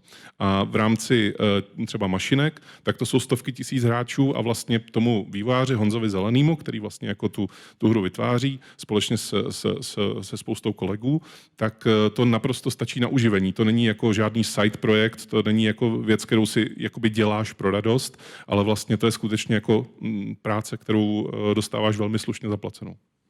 A zeptám se, zda máte někdo další dotaz, tak tady pán byl, tak dáme přednost tady pánovi v druhé řadě a pak hnedka tamhle dozadu. Času dost.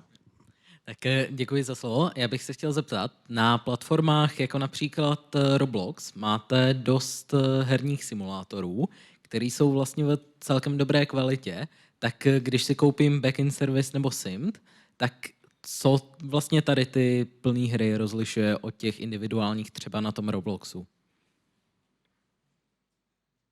Tak v dnešní době už je fakt, že v tom Robloxu se dá tvořit, dá se říct úplně cokoliv. Vznikají tam opravdu pěkný projekty a dokonce my třeba i s některými těmi vývojáři z toho Robloxu tak spolupracujeme. Nabízíme jim naše modely, oni nám nabízí jejich modely a různě si takhle pomáháme. Jaký v tom je rozdíl, těžko říct. No. Vlastně Roblox je svým způsobem taky jakoby engine, v kterým se tvoří hry. Za mě to je, dá se říct, asi to samý. Akorát s tím rozdílem, že já jsem teda v Robloxu nikdy nepracoval, ale myslím si, že nevím, jestli se tam programuje taky nebo ne. Za mě to asi jakoby, co se týče vývoje her, tak je to, dá se říct, to samý. Já bych řekl, že ten Roblox je jako teda docela omezený. Ono teda je to taky engine asi jako každý jiný, ale třeba ty jeho vykreslovací schopnosti nejsou tak flexibilní jako třeba ten Unreal Engine. Já teda jsem ze začátku o Robloxu moc nevěděl ani, ale ve finále ten Unreal toho nabízí mnohem víc. Kluci odpověděli technicky, já odpovím ještě z toho marketingového hlediska. Spousta hráčů má ráda, když si může zkusit jako tu jednu svoji hru a prostě vracet se k ní. V rámci Robloxu je poměrně těžký takovou hru jako vlastně objevit. Nejen, že by to bylo nemožné, ale je to jako těžší, než prostě říct si, já chci tady si zkusit simulátor metra, jdu za hrou, která znázorňuje simulátor metra, nebo si chci zkusit vlastně simulátor MHDčka ve fiktivním městě. V Robloxu je to těžký objevit. To je vlastně to nejhlavnější, jako co je na tomto, co třeba spoustu lidí odrazuje od toho, aby vyzkoušeli podobnou věc, která třeba udělá vlastně úplně stejné věci, které tady kluci vlastně tvoří, tak ale v tom Robloxu, tak to, že to tam nedovedeš objevit. Děkuju, tak poprosím dotaz tam dozadu, kdo měl zájem se ptát. Dobrý den. Dobrý den. Ja len stručne, ak môžete povedať, aké je vaše vzdelanie, prosím. Tak já jsem se úplně minul povolání, já mám maturitu ze zemědělky, ale už na té zemědělce jsem právě programoval ty prohlížečové hry. Jedna z mých nejoblíbenějších byla takový jednoduchý prohlížečový SimCity, kde se vlastně taky se stavilo město, silnice, ale nedotáhl jsem to do nějakého zdárného konce. Hlavně jsem v té době, někdy v tom roce 2008, byl omezený i těma technologiema.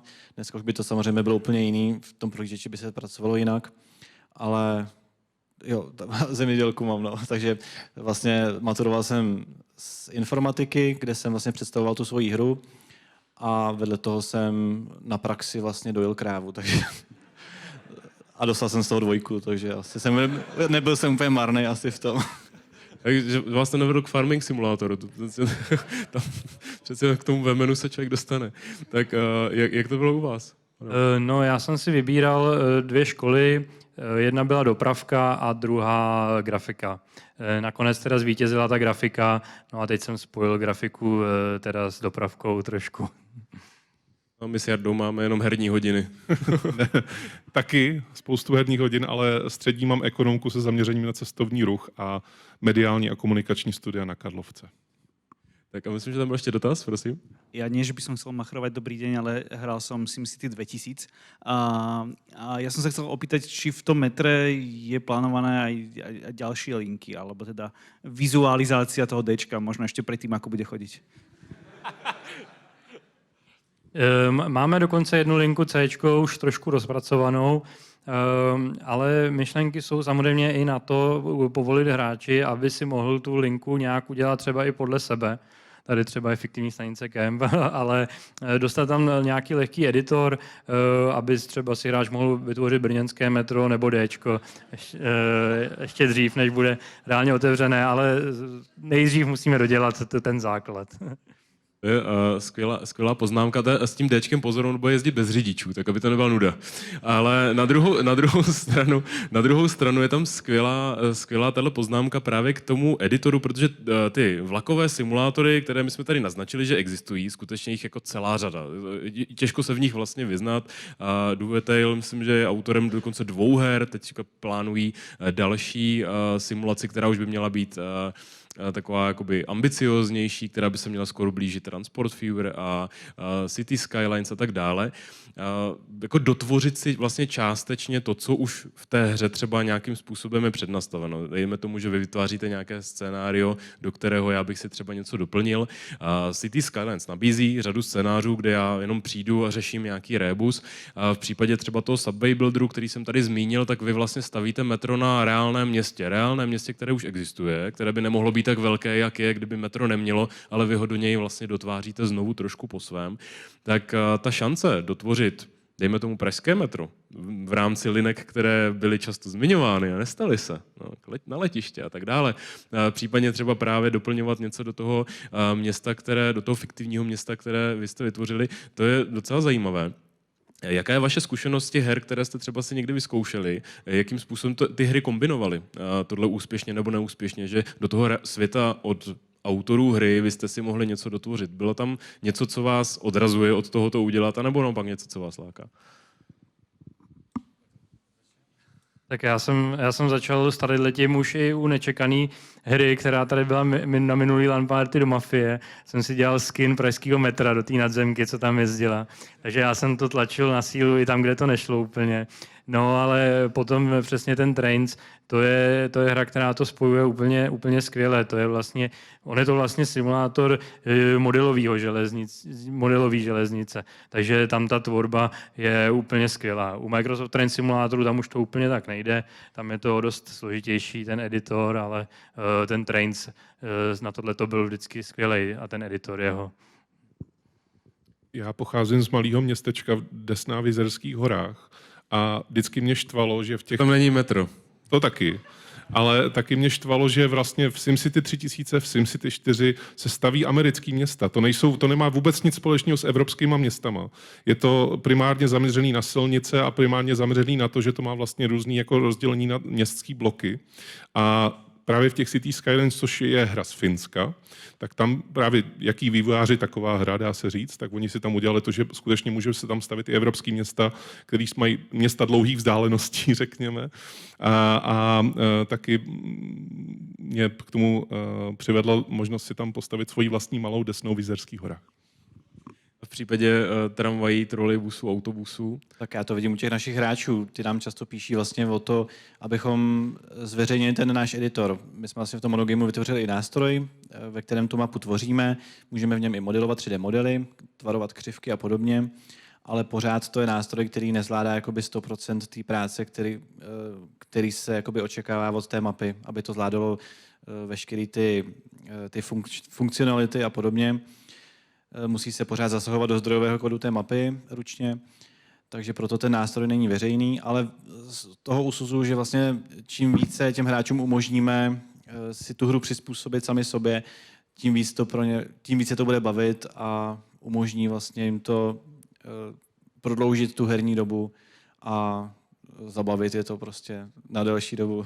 To by mohlo být pro vás z pozice vývojářů vlastně docela zajímavé. Já mám hrozně rád taková ta reaction videa, kdy na YouTube vývojář kouká na to, jak někdo hraje hru. Třeba, myslím, že předposlední Doom, tak tam byly nějaké ty jakoby fast runy skrz tu hru, někdo nacházel chyby, glitche v té hře a ty vývojáři byli úplně nadšení z toho, co se tam jako děje, co je vůbec jako možné v té hře najít. Myslím, že Vladimír Vilimovský minule o Cyberpunku nám tady minule říkal, že právě tím, že do toho někdo vložil létající auto, tak oni zjistili, že nemají dodělané textury na domech, že tam prostě lidé procházejí texturami a tak dále. Jardo, já jsem se chtěl zeptat na jednu věc, protože my se tady bavíme o dopravě a my jsme to tady trošku naznačili, že jako máme tam ta auta, máme tam ty cestující. Existuje nějaká hra, kde si pamatuješ, že skutečně byla jako dobře udělaná simulace toho zážitku z cestování, z té dojížďky? Protože třeba v Mafii to je vlastně hra, kde opravdu jako každý si vyzkoušel jet někam vlakem. V jedné misi to tam dokonce jako je povinnost, ale každý si to vyzkoušel nastoupit. V Red Dead Redemption to jde taky, v některých GTAčkách pravděpodobně taky v těch pokročilejších, kde to stálo za to. se projet někam. Jako takhle, dá se říct, že vlastně Grand Theft Auto 5 je ta maximální evoluce toho, když si skutečně chce člověk zažít jako pohyb ve městě, které není reálné, ale vychází z nějaké reálného předobrazu. Nicméně pro SimCity 2000, které už tady taky bylo zmíněno, existuje oficiální videohra, která se jmenuje Streets of SimCity, kde si vezmete to 2D město a přehodíte si ho vlastně do toho, že se tam můžete projít i projet. A dokonce proletět v helikoptéře. A vůbec to nebyla zábava, bohužel. Je tam, proč se tohle vlastně neděje častěji, že bych já si mohl vybudovat město jako City Skylines a potom se v něm reálně pohyboval autobusem, autem, panáčkem nějak? Zjednodušeně řečeno, to odpověď je taková, že bys přišel na ty chyby, které tam vlastně v tom městě musí být, aby to byla zábava. Jo, tohle je ta nejkratší odpověď. Trochu komplikovanější odpověď je to, že se to ztrácí jistou přehlednost vlastně v rámci toho. Pokud tu hru chceš hrát, nechceš si to jenom zapauzovat, dobrý, tak teďko já nestavím, teďko se tam jenom procházím, tak to umožňuje. Třeba City Skylines 2 to umožňuje. Se přepneš vlastně do jednoho z těch simíků, kteří tam jako jsou v tom městě a můžeš si to skutečně projít, to, co si před chvílí ještě stavěl. Ale je to skutečně na to kochání, není to na to, abys v rámci toho něco jako vlastně dělal. A to doporučuju, pokud si budete tu hru zkoušet, tak tam každá postava je pojmenovaná a každá má pracovní místo. Takže si třeba kliknete na nějakého Franka a ten Frank pracuje v muzeu. A chudák teda to má přes celé město, jako až na kopec, kde jste to muzeum udělali, on tam přijede tím autem, zaparkuje, jde do práce. A můžete sledovat, kde do toho auta nastoupil, kudy šel pěšky a tak dále. Takže v tomhle ohledu je to skutečně zábava. Když se bavíme o těch chybách, pokud bych se prošel po backend service, pokud bych se prošel po SimT v tom městě, které vy jste vytvořili, kde bych narazil už na tu hranici, že už tam to město nemám. To znamená, kde končí urbanismus podél těch linek a kde končí eskalátor. Tak v backend service to končí docela hezky tady se Simtem, protože my jsme tam vlastně po domluvě udělali to, že když hráč vylézá z té stanice mimo jako tu herní zónu, tak se mu tam objeví hláška, no pokud chcete jít si zahrát něco ze světa nad zemí, tak si stáhněte Sim simulátor. Takže my to máme to takhle. jsem nevěděl. Děkuju. Tak to jsem nevěděl, tak to jsem rád, že jsem se trefil docela. Tak v případě SimT je to jak? Taky tam máte vstup do metra a reklamu na No, my tam teda vstup do metra nemáme, ale snažili jsme se to samozřejmě oplatit, takže na metro odkazujeme hnedka v menu, kdy hráč vybírá mezi těmi 3 trakcemi, jak jsem zmínil, autobus, trolejbus, tramvaj, a od nové verze jsme tam přidali ještě metro. Auto je poznámka, že to sice v Simtu nemáme, ale že k tomu krásně slouží právě hra backend service. A otázka teda zněla na ty ulice. Kde se naráží na ty nedostatky, to znamená, jak daleko od tramvaje třeba se mi generuje to auto, když mu naskočí ten signál, že má přijet do křižovatky. Auto se generuje, dá se říct, asi 1,5 kilometr od hráče. Počítáme vlastně takovýhle okruh a jakmile se hráč zálí, tak zmizí. Jinak ta mapa je opravdu stavěná tak, že je to takový koridor, opravdu stavěno na pohled z kabiny. Jakmile hráč zmáčkne 6, což vlastně ho vyhodí z kabiny a má jakoby volný pohled kolem vozidla a oddálí to trošku od toho vozidla, už vidí ty nedostatky, kde vlastně je vidět za stromy nebo nějaká prázdná ulice. A ještě o to horší to je teďka v zimě. My tam vlastně máme letní i zimní scenéry. Já tu zimní nemám rád, protože tam nejsou listy a je vidět úplně skrz všude. Na tu nedodělanou mapu určitě, kdo hrá. Můžete řešit mlhou, to je vlastně poměrně jako... No proto vlastně, když je zima, tak my tam máme defaultně, že hráč si může vybrat zimu jasno, zataženo, anebo mlhu. Takže defaultně máme samozřejmě tu mlhu. Jak jste říkal, že má teda ty letní a zimní, tak já jsem čekal, že řeknete prázdniny, jo? Že třeba tam začne běhat víc dětí, že tam začne, a zase jsou třeba další intervaly a podobně. Já se tam zda máte nějaký dotaz další. Zase chcete někdo zeptat na něco dalšího? Tak tamhle pan v černé mikině se ještě neptá. Dobrý den. Dobrý den. Mě by zajímalo k té simulaci, protože mě to hodně baví, já jsem Simt hrál, ale hrál jsem i jiné hry, Eurotrack a OMSI. A mě by vlastně zajímalo, jak přistupujete k té obecné simulaci, jestli se třeba i inspirujete u těch ostatních her, protože já myslím, že každá z těch her k té simulaci přistupuje úplně jinak, každá je na jiném engineu. Tak jestli to berete i z tohohle pohledu. Tak určitě vlastně existuje spousta těch simulací a já vlastně tím, že jsem ten projekt začínal bez nějakých ambicí někomu něco dokazovat, začínal jsem jako svůj osobní projekt, tak žádnou z těch her nebude jako konkurenci. Takže přestože vlastně existuje například OMSI, velice oblíbený simulátor autobusu, kde dokonce i ten hráč si může postavit mapu a jezdit potom v ní tím autobusem, tak to nebude jako konkurenci, ale zároveň samozřejmě to beru i jako takový náš hnací motor, něčeho dosáhnout. To OMSI má samozřejmě už nějaký kvality v té jejich fyzice a mechanice, takže z toho si určitě bereme i příklad a nás to jakoby motivuje nás to do budoucna. A existují určitě funkce, které se mezi těmi hrami kopírují, protože jsou zkrátka ověřený a asi tak bych to k tomu dodal. Ale zase není to jako, že bychom kopírovali jiné hry. Tak a tam je zase výhoda toho, že v případě simulace prostě ty věci musíte udělat tak, jak v reálu fungují, takže to nejde asi napadnout jako nějaké kopírování. Tak dám prostor ještě pro další dotaz. Výborně. Dobrý den.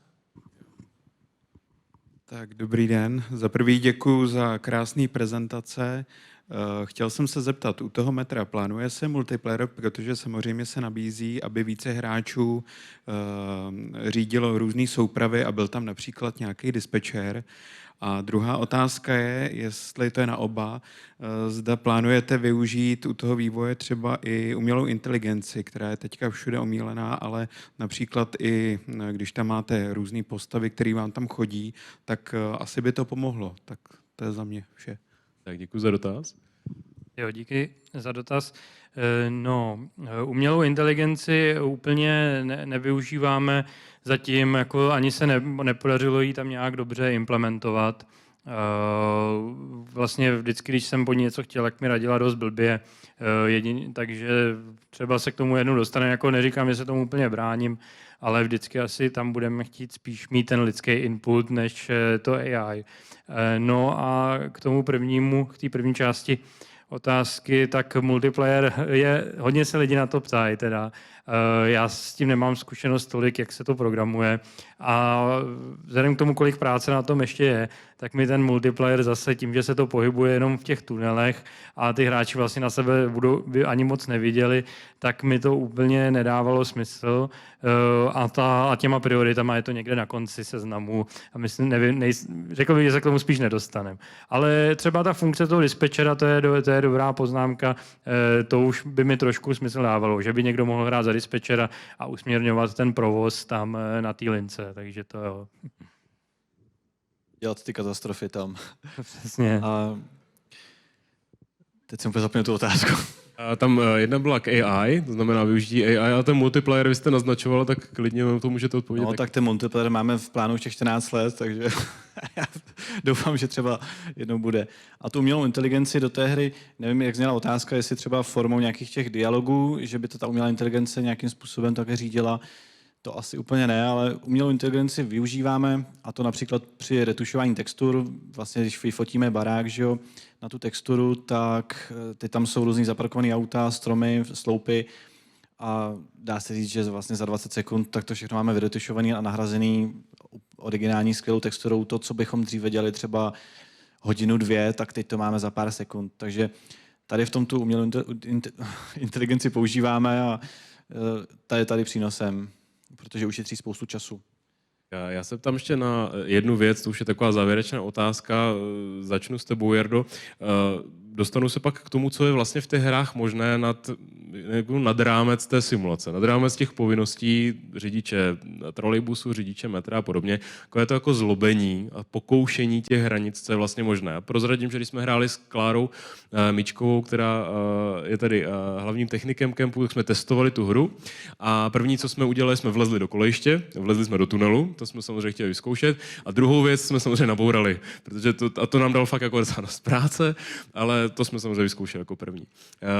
Co za tebe zaprvé přináší do těch her právě tato věc, kdy jako já nad rámec jako můžu vlastně doslova za roh. To je na těch hrách to nejkouzelnější z mého hlediska, to, že mě ta hra dovolí jít za roh té obrazovky někam. Co to těm hrám přináší a kde je nějaký tvůj příklad oblíbený z toho, kdy právě jsi mohl, dejme tomu takhle vyjít mimo obraz a čekal tam nějaký easter egg nebo nějaký side quest? Tak pořád to jsou hry, takže člověk by si u toho měl hrát a měl by u toho zažívat vlastně zábavu, ať už si tu zábavu definujeme jakkoliv. Pro někoho může být zábava to, že jezdí několik hodin nějakou linkou metra a je to naprosto legitimní, protože prostě miliony hráčů jezdí prostě po Evropě, po virtuální Evropě a mají tam možnost jako převážet tuny obilí třeba. A pro někoho to je zábava a nemyslím to pejorativně. Ale pro mě to vždycky byly asi přesně příklady toho typu, které si uváděl ty. To znamená, když ty tvůrci myslí na to, že ten hráč je vynalézavý. A to je vždycky jako ta nejlepší jako pro mě odměna, když jako na něco takového přijdu. Upřímně, teďko mě nenapadá z hlavy žádný konkrétní případ, ale když jsem poprvé zkoušel můj simulátor číslo 1, a to bylo simulátor dálkového řidiče taky nákladáku, tak mě překvapilo, jestli tam, kromě toho, že tam bylo několik rádí, které si ten člověk, protože co máš dělat v té kabině toho tyráku, tak poslouchat rádio, tak tam bylo tuším 3 rádia, ale zároveň si tam člověk mohl naimportovat vlastní hudbu. A najednou ta hra dostala trochu jiný rozměr, když si mohl poslouchat Michala Tučného během toho. Tak a jak je to v případě back in service? A co vlastně já tam můžu jako udělat? Aby jsme něco jako úplně neprozradili, ale kde tam je ještě povoleno zlobit? Co se tam vlastně může jako dělat nad rámec toho metra? Tak já myslím, že hráče hodně překvapuje, že tam je ten aspekt nějakých těch questů a že přesně se tam vydá hledat svého kolegu někam do útrop tunelu. To jsem viděl na YouTube a na gameplayích, že to jako lidi docela překvapovalo hodně. Ale co třeba bylo hodně práce a nad čím se musel myslet, co všechno ten hráč tam vymyslí, tak je ten zabezpečovací systém. A to je to, aby ten zabezpečovací systém vlastně reagoval. Řekl si dobře, že to bylo těžké nabourat, takže v tom by vám měl ten zabezpečovací systém vlastně zabránit, který funguje jako v realitě. Takže trošku v tímhletím jsme omezovali to zlobení, ale i tak se to dá. Jde o to, aby vždycky i ten svět dokázal zareagovat na to. To znamená, hráč se najednou rozjede, že pojede někam proti směru, tak nebo se někde obrátí, kde to nečeká, tak aby ty návěstidla třeba se přepla včas, dobře a tak. No. Takže spíš jsme jako hráči zakazovali zlobit, ale i tak se tam najdou takové prvky. A často to chodí, ty dotazy. Půjde vypnout zabezpečovač, tak zatím to nejde, ale třeba jednou, jo. No jako v případě tramvají, trolejbusu, tam to zlobení jako je trošku omezené, ale tak s autobusem se dá jako zlobit hodně ve městě. Tak kde tam narazím na hranice? No, je to podobný víceméně jako u toho back-in service. Vlastně u těch tramvají máme ten zabezpečovač na té lince 5, která vlastně vyjíždí mimo centrum, kde jsou klasické návěstidla a jakmile tam hráči vyjedou proti počítačem řízené tramvaji, tak to vypne napájení. U těch trolejbusů tam prostě zkouší ty limity, kde to spadne, ty sběrače a podobně. A u těch autobusů například se snaží dojet na konec mapy nebo zkoušet tu slabou fyzickou stránku té hry. To znamená, pokud tam máme jakoby kopec a je tam vlastně ulice, že jo, řada baráků a zatím, kam už by se hráč správně neměl dostat, tak je sráz dolů zase do výškové pozice 0. No a tam to vozidlo dělá prostě různý ty kotrmelce a podobně, je přilepený jakoby na ten terén a jakmile prostě hráče přestane bavit to klasické hraní, tak začíná zkoušet ty limity té hry a občas se objeví na tom Discordu dost vtipný ty pozice těch autobusů a podobně. Já myslím, že ukončování map otevřených světů je téma na vlastní diskuzi, takže já si myslím, že pokud souhlasíte, tak příští LAN party by mohla být o otevřených světech. Poprosím vás o potlesk pro naše hosty.